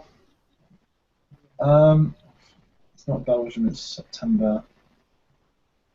This isn't the one from the beginning of the film, right? No, the one from the beginning of the film was where he crashed. Oh, was it? Oh, okay. I thought that'd be the very, very final one.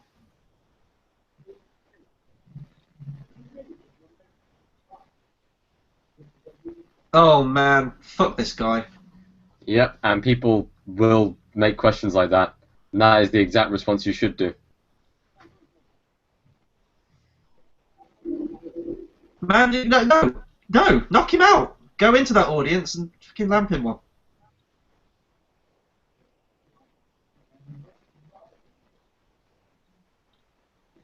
Oh, maybe this guy will do it for Oh. him. Ooh, E. Yes! Fucking kick his ass. Feel the might of Thor! Okay, Oh, shit! I am completely on Hemsworth's side right now. Chelsea smile. He basically told him to bite the curb, but bite the cassette. Ugh. Man, that guy deserved worse. Just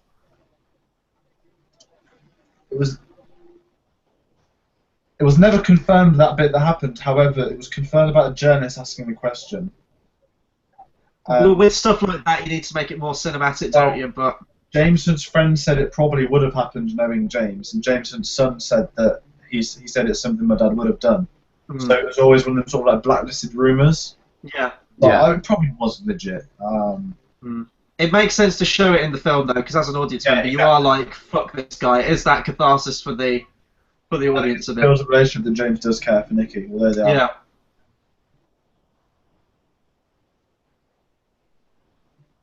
You know what? I'm gonna say like that. I don't. Should I save my thoughts on this film, or should I just say as I'm sort of watching it now? Is it because your thoughts change as the film progresses?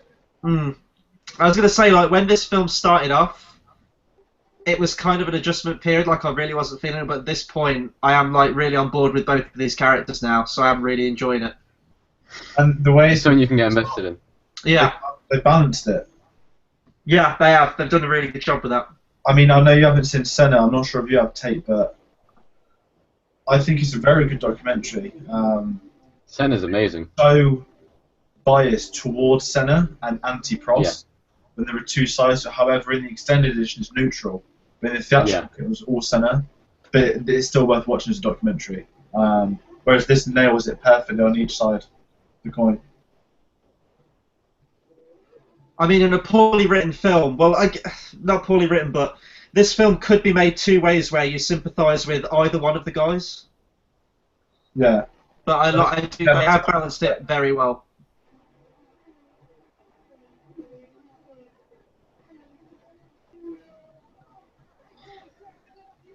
And I think I'll go back and watch this film as well. Like, I know we need to talk over it and stuff like that, and I'm not saying we should be silent, but yeah. My dad's really big into F1 as well, so I mean, I showed him. We went to see what was it, Eddie the Eagle. We went to see that, and he really enjoyed that because he's all into his sports. So I wanted to watch it. I think it's out on DVD soon, so yeah, I definitely recommend picking it up. All the Oscar films are starting to come out, and that was just after the Oscars. I do want to watch it because I like Taron Egerton as well. Yeah. And I think Dexter Fletcher directs it as well. That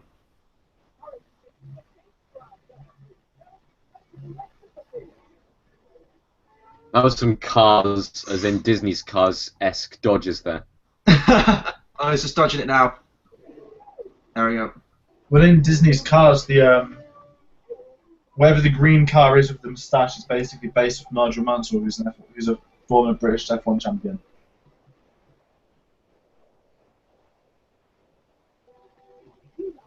Every time I hear that first phrase of notes there, I keep thinking it's going to go into Reigns of Castamere from Game of Thrones. It's like the loud cars. What's this? The red Formula One wedding? Well, he's in a Ferrari, so you got the red. Lauda's a bit like... The McLaren send their regards.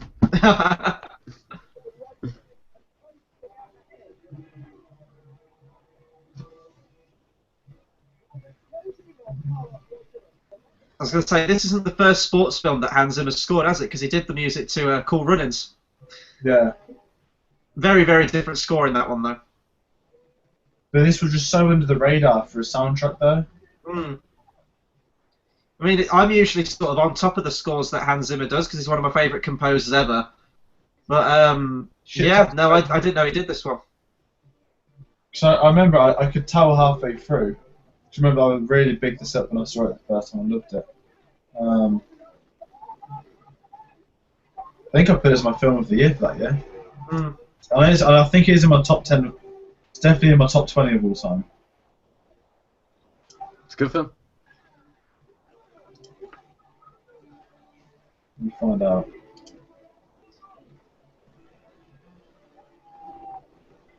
So for anyone watching at home, I'm just going to do a quick time check. On my version of this film anyway, I'm at 1 hour and 28 minutes, coming up to 1 hour and 29 minutes. Yeah, same.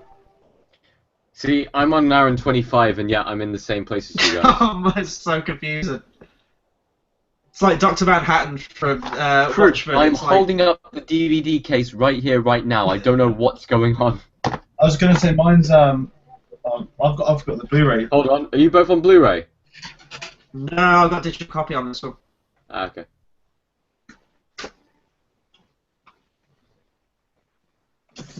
That's mine. Oh, he's got the fucking steel book. Look at that. Let me find out if there's an extended edition. It might be because it shouldn't be 3 minutes. Now you're telling me. We should have just gone straight with the extended version. No, You I can't- don't know if there is one, but now that Taste is apparently 3 minutes behind. Let me just have a look.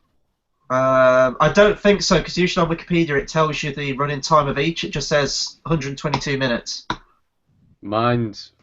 okay, my running time for the entire film is 1 hour 57 minutes. Oh, Oh. they might. Oh, that's very odd. Mine's 2:02. Yeah. Can we just sue Studio Canal, and in return they can have me meet Niki Lauda?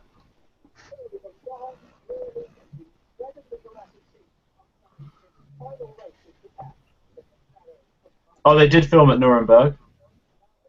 Hmm.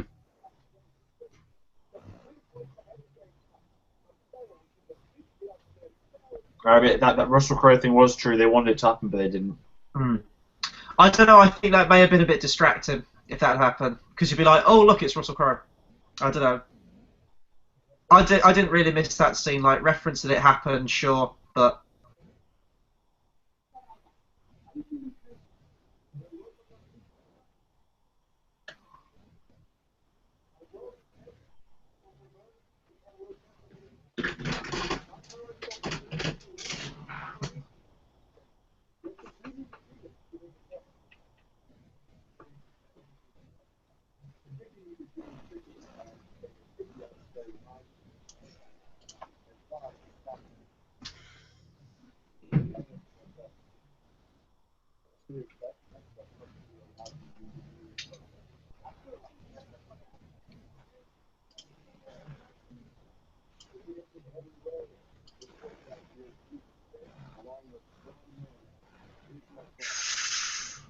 Oh,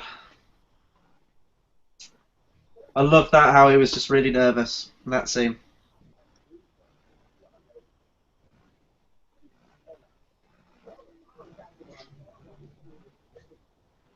As a viewer, I want Lauda to win, just because he's been through so much shit. But I do like both these guys As a now. fanboy, you want Chris Hemsworth to win, yeah? Yeah. Well, he always was my favourite Avenger. Really? I'm lying, Captain America all the way. I'm lying to myself right there. Is that Well, Ed Norton's Captain America, or? God damn it. We're not going to put that down, by the way. No, I don't want you to. It's a meme that should always be upheld.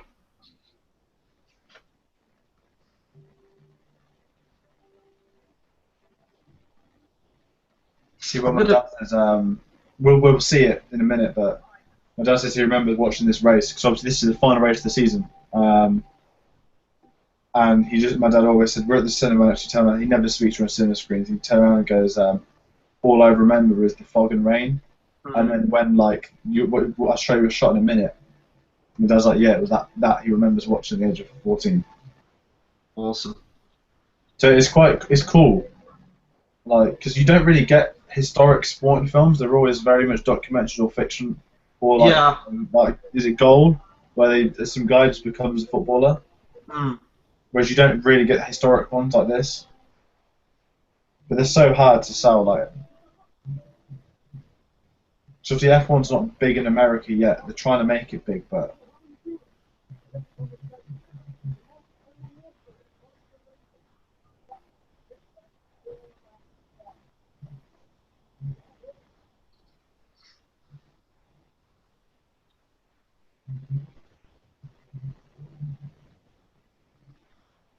Really, really good tension building in this. This goes with any sports film, but the crux of any good sports film is the emotion with the characters.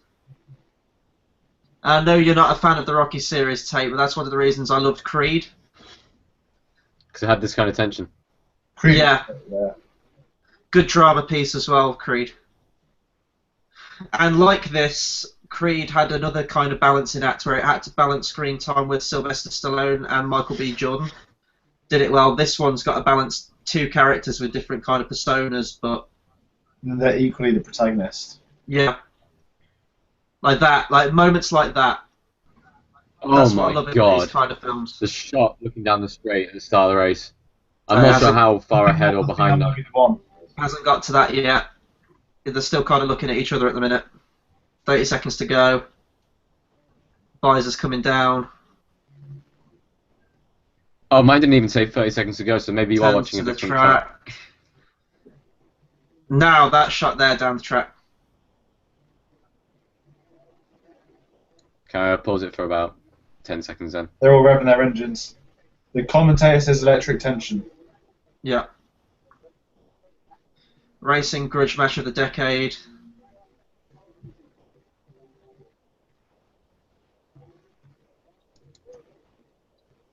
They're just announcing all the races now.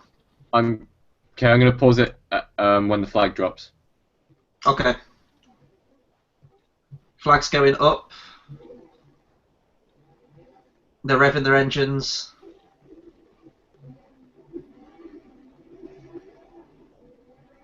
And as a viewer, I have no idea what's going to happen. So this is going to be interesting. Flags come down in slow motion, the start of their engines. Cool. God, look at that shot. Oh. You just you can't beat a slow-mo shot of a wheel backspinning with the water coming up. You should see real F1 in the full HD. It's beautiful. Super slow-mo. Oh, it's great. Just when they're within inches of the barriers.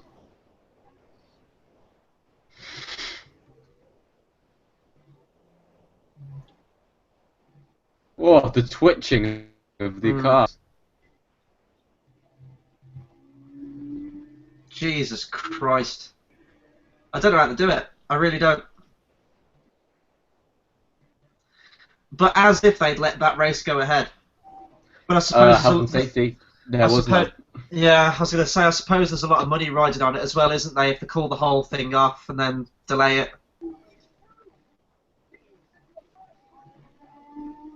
I don't know how they can see any of the corners, to be honest. Oh, when you're not in the front, the spray is ridiculous. I mean, Fuji was a mountain circuit, so Spa was quite open, but when you get the street tracks in the rain, like Monaco today was ridiculous. See, the thing is with this score for me, it's really, really good score, and it fits the film well, but there's not really anything memorable from it. But it is a great score for the film. It's closing. The closings. We'll see it later, but the song's called. I don't want to say in case it's a spoiler. Let me get iTunes open. There's kind of this theme playing now with a very. It's called. Reigns of Castamere opening. Lost but Won.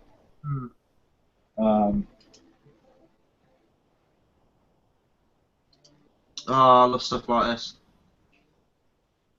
Everything slows down. He's getting visions of his wife and stuff.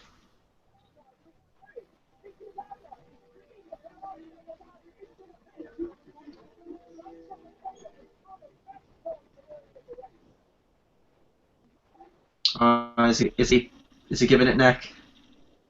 It's not worth it.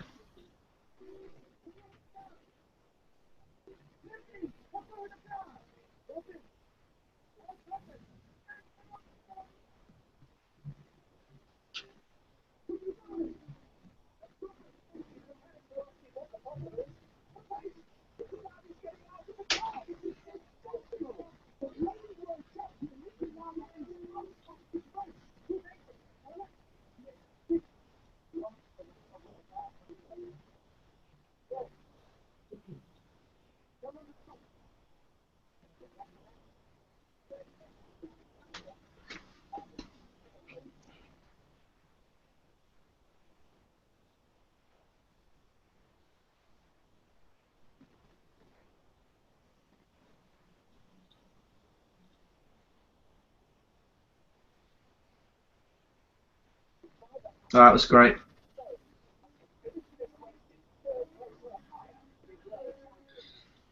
Right, I guess I'm rooting for the Hunt then at this point. That's what my dad remembers. That shot. Mm. Not that the one that was on the telly then. Yeah.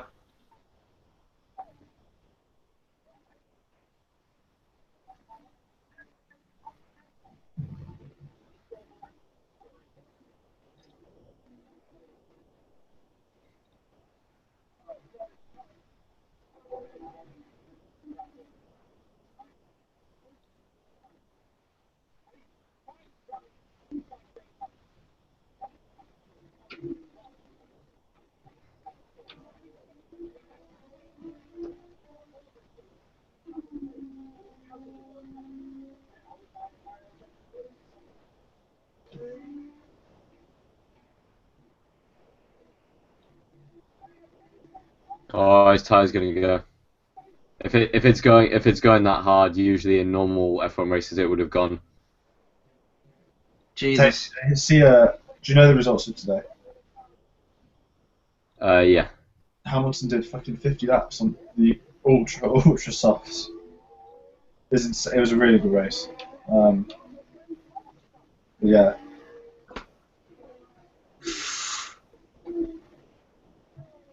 I realise I'm being really silent for this, but this is just beautiful filmmaking right here. Yeah.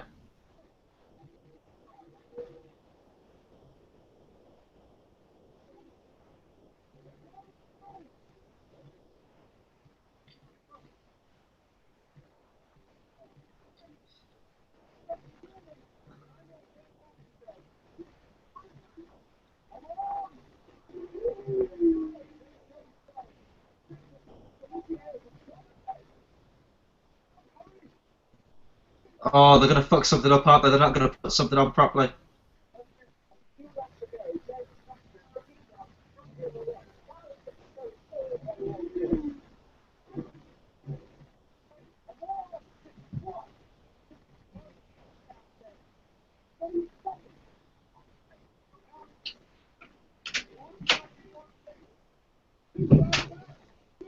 Oh, here we go. Challenge accepted.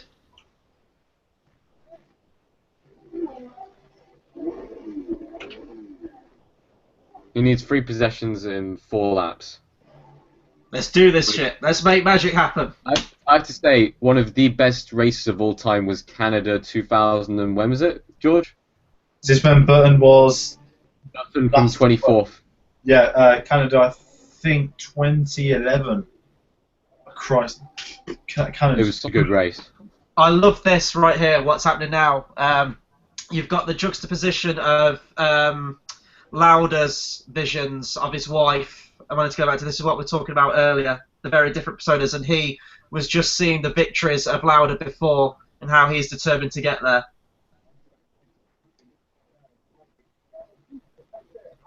I mean, ultimately, at this point, in terms of that kind of family thing, Hunt's got nothing to lose, has he? Like, he's got no attachments, really. No. So this is his passion. This is his one true love that he's going for.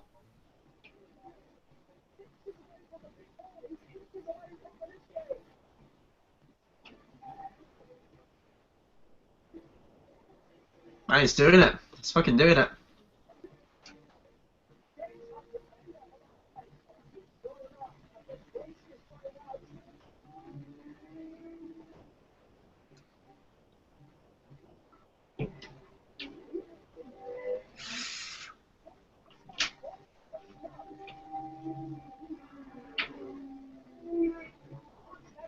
More cars dodging right there.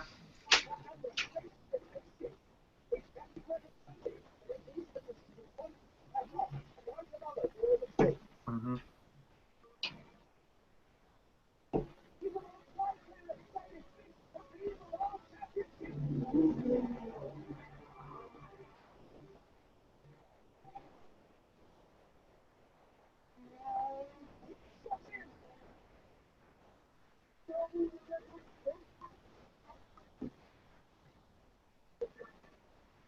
I was going to say, I'm confused. Why is the scoreboard still saying he's in fifth?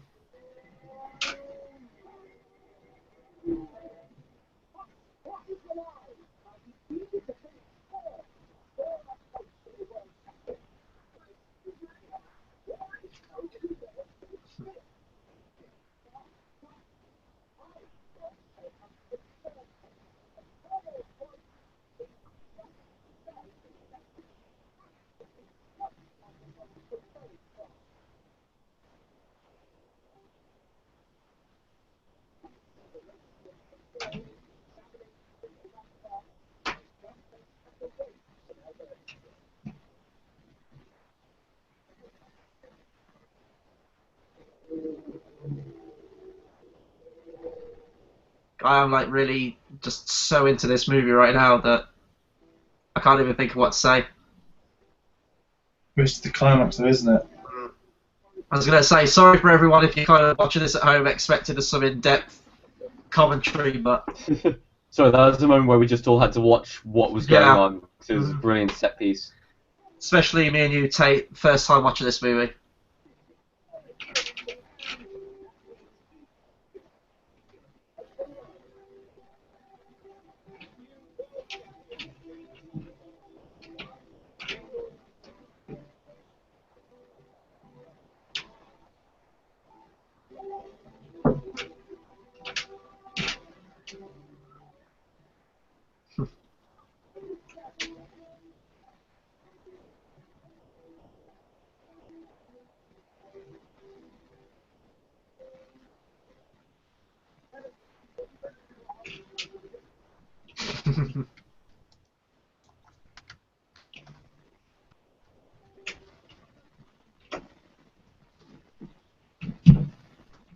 Oh, go on, louder. Go and say hi to him. Come on.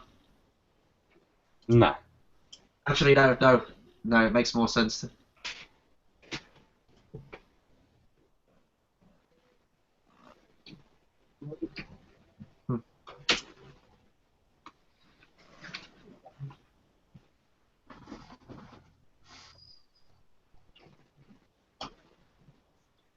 Yeah, she knows that's bullshit.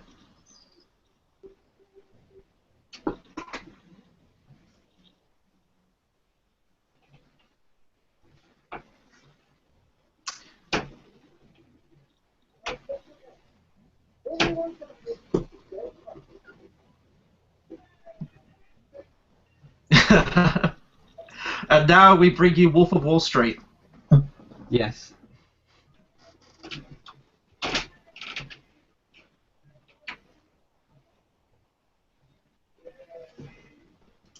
Yeah. And to the victor goes the spoils.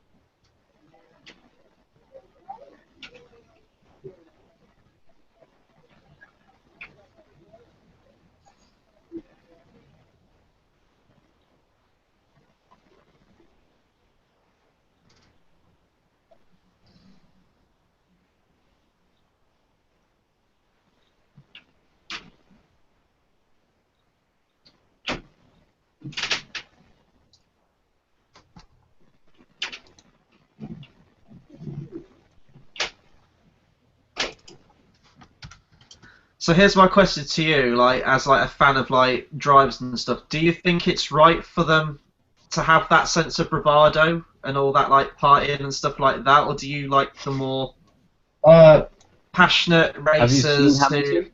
I'd like them. They've got their personal life. I just want to see what they do on the track. So Mm, Hamilton goes out, but he said last night I went out for a beer or two because I had crap qualifying. We won today. mm, As long as they don't, act like a twat during a race, I'm alright. mm.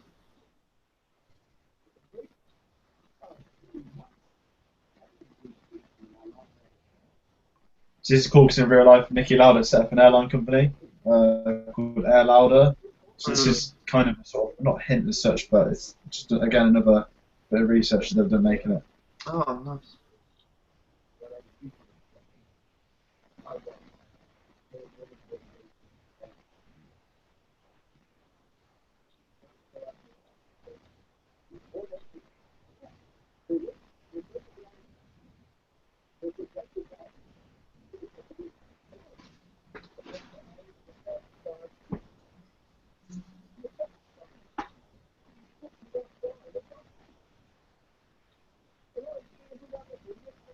Hmm.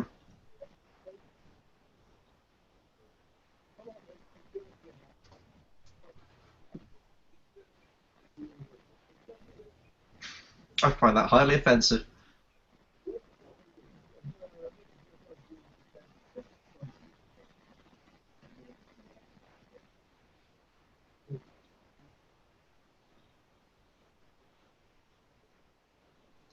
See again, you can see both sides of it. Oh, this film's so good at that.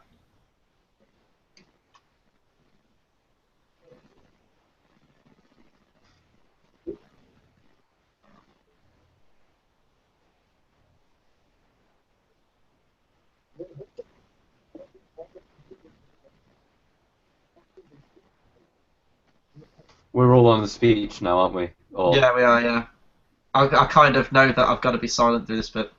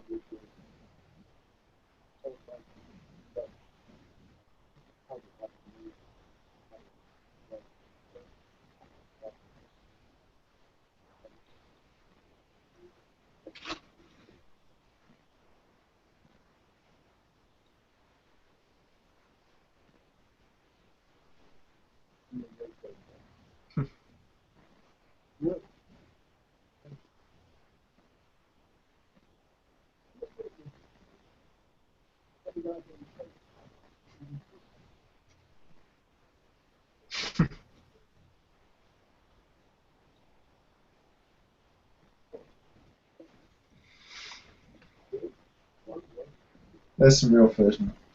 Oh,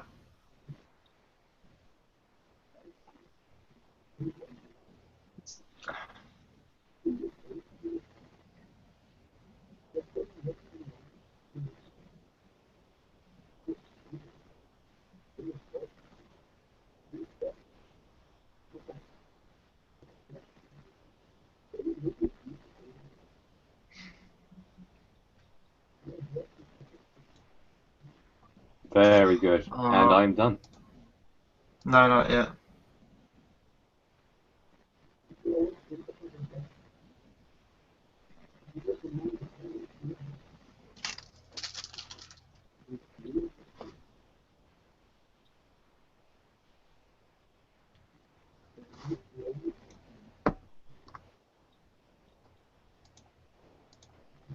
So that's louder now, Chris, just in case. Mm.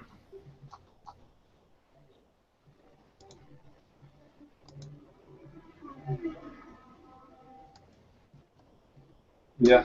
Wow.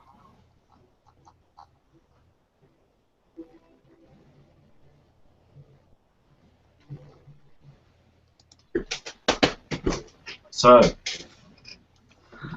I missed the last episode. Let me know what you guys do from this bit. You give We keep the credits going. We just talk through the credits and then we sort of round it up after that. Give opinion stuff. Man, that ended. you really liked it, didn't you? Yeah, I kind of lost words a bit after that at the end. Did that film surprise you, Chris?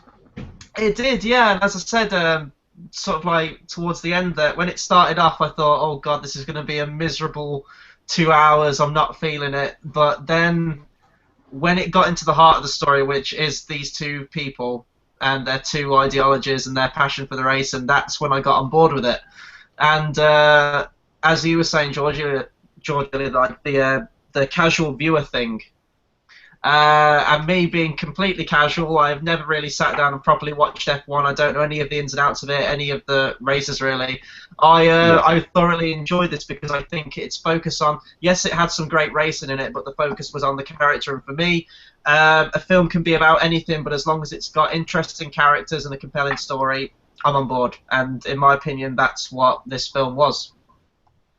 Yeah, I completely agree. This film, like, being the first time that I watched it as well, it's a very well put together film to start off with. It does the cinematics perfectly, the cinematography, just everything about it. All the little details in there. As far as what I can remember from the history of the events that took place, that is reasonably accurate to what took place. I know I've seen some of the old footage of like the old Formula One cars back then, and they've nailed them on the heads like perfectly. Everything about that film, it was good. It was great. It was brilliant. It was Good pick, George. I was Good pick, people for voting for it. Yeah, Thank good you. pick. when Otherwise, we'd be sat here watching Dark Knight Rises and have Chris complaining it as the entire thing. when you like picked 5, I was like, fuck, do I have to pick 5? Because I really wanted Rush, so I'm happy it won. Mm. It's one of them films where not enough people have seen it. I think because F1, is it NASCAR? If it was a sport that's big in America, Yeah. everyone would have seen it. But then, because everyone had gone to see it, they would have changed so much more about it. Yeah. Whereas F1, I'm guessing, I heard that apparently dozens and dozens of, there's been loads of scripts going around for a Niki Lauda film, and because obviously he's got the rights to himself.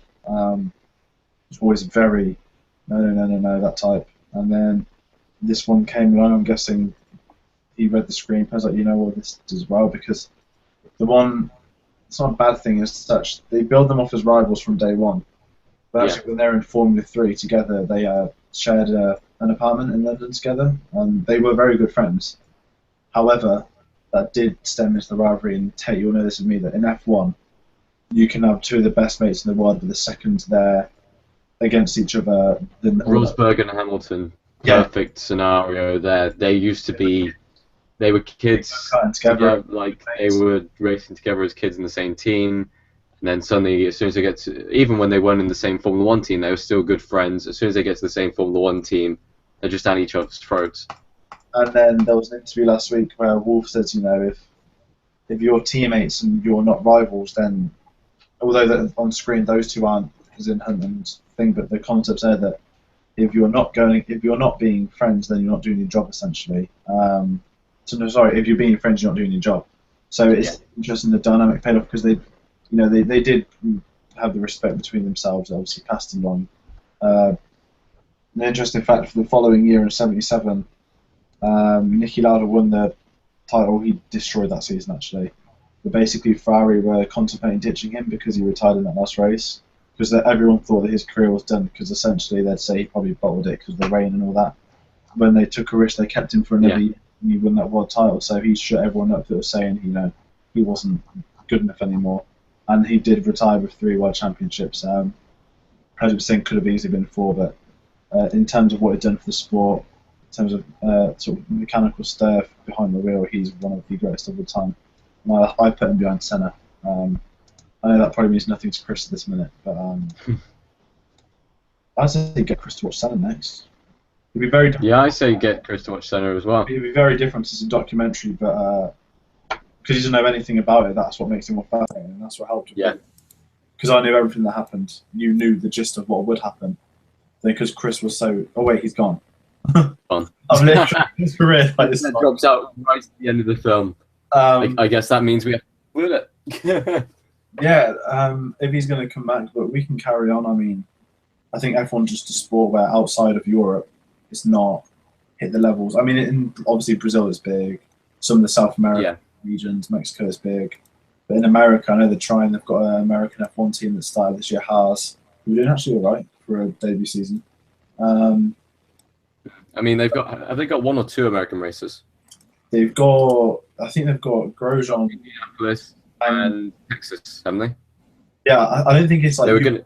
American, but it's from the second driver is from the region. No, I was talking about where they've got races in America this year. They wanted to have one in New Jersey as well, didn't they? Yeah. They wanted to have one in New Jersey, so potentially 3 or 4 different races in America. And I mean, they just signed a 300 mil deal with Heineken apparently to market it more, which will be very interesting. Yeah. But it's just a sport, and the problem is because it's not big over there. When it came out of the box office, it did well elsewhere. It didn't do as well. I mean, it got 100 mil off a 30 mil budget, which is good. Actually, it's very good. But in America, it just wasn't that good. I don't think it opened as strongly, but it wasn't nominated for any Oscars. They got nominated for 5 BAFTAs, which is kind of 4, sorry, but you know. Yeah. And they're the ones though. The best supporting actor, Daniel Broad, I thought he was fantastic in this. Like, I don't want to sound bad, but because James Hunt's so not samey, but because he is what he is. Chris is back. His microphone's on mute. He is muted. I don't know whether he realizes or not. Okay, now I'm back. It was We're just chatting about F1, so it's stuff you wouldn't have understood. Alright. We just need to close out now, Chris, and we do need to say that I believe, Chris, you got the next pick? Yeah, I have. I mean, we've still got like there's about 2 minutes left. But yeah, it's my pick now. So the next episode, we did this on the last Sunday of every month. I believe that it's the 26th of June. I've got a few films from 5 picks out of 3. But yeah, I'm gonna give that a think tonight. I might even get the poll up to or tomorrow. Yes, I want to give my films a think, but it would be nice if we can. Hopefully it's alright on the stream. Maybe pick films like this one where more people should see them. Sorry, it sounds like a Dalek. It should be a minute. I'm going to take over for Chris because his connection's kind of turned into that. I'm going to keep talking to you, alright, but yeah, the next one's going to be on Sunday the 26th of June. It's Chris's pick. He's going to pick some films for you to vote from. My films, in fact. But he might even put Senna on there if he's turned a blind eye towards if he wants to. I have a feeling that Lord of the Rings will probably be one of the picks, which...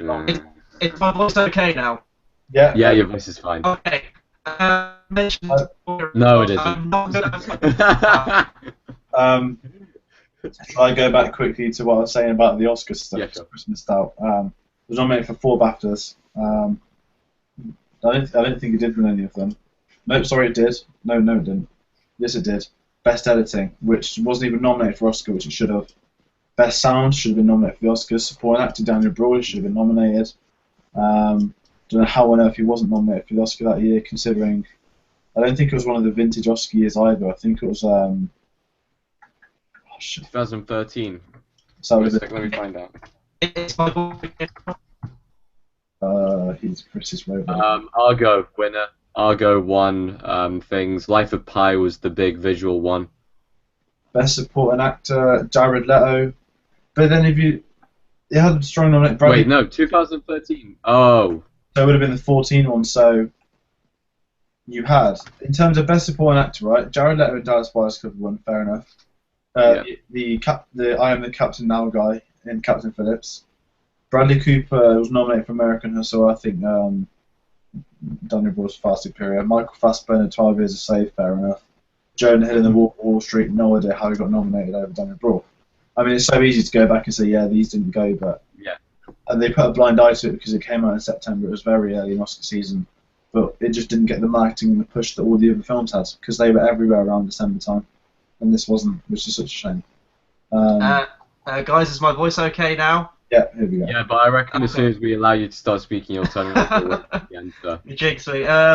But yeah, just what I was going to say when you mentioned Lord of the Rings, I did say before that I'm not going to pick anything too long because Lord of the Rings is like over 3 hours or something like that. So I would like to talk Lord of the Rings, but that is a long film to sit through. And with my internet connection, it's probably going to drop out about 4 times during it. So yeah, my picks will be on June 26th. Looking forward to it. I've got about 2 or 3 picks down.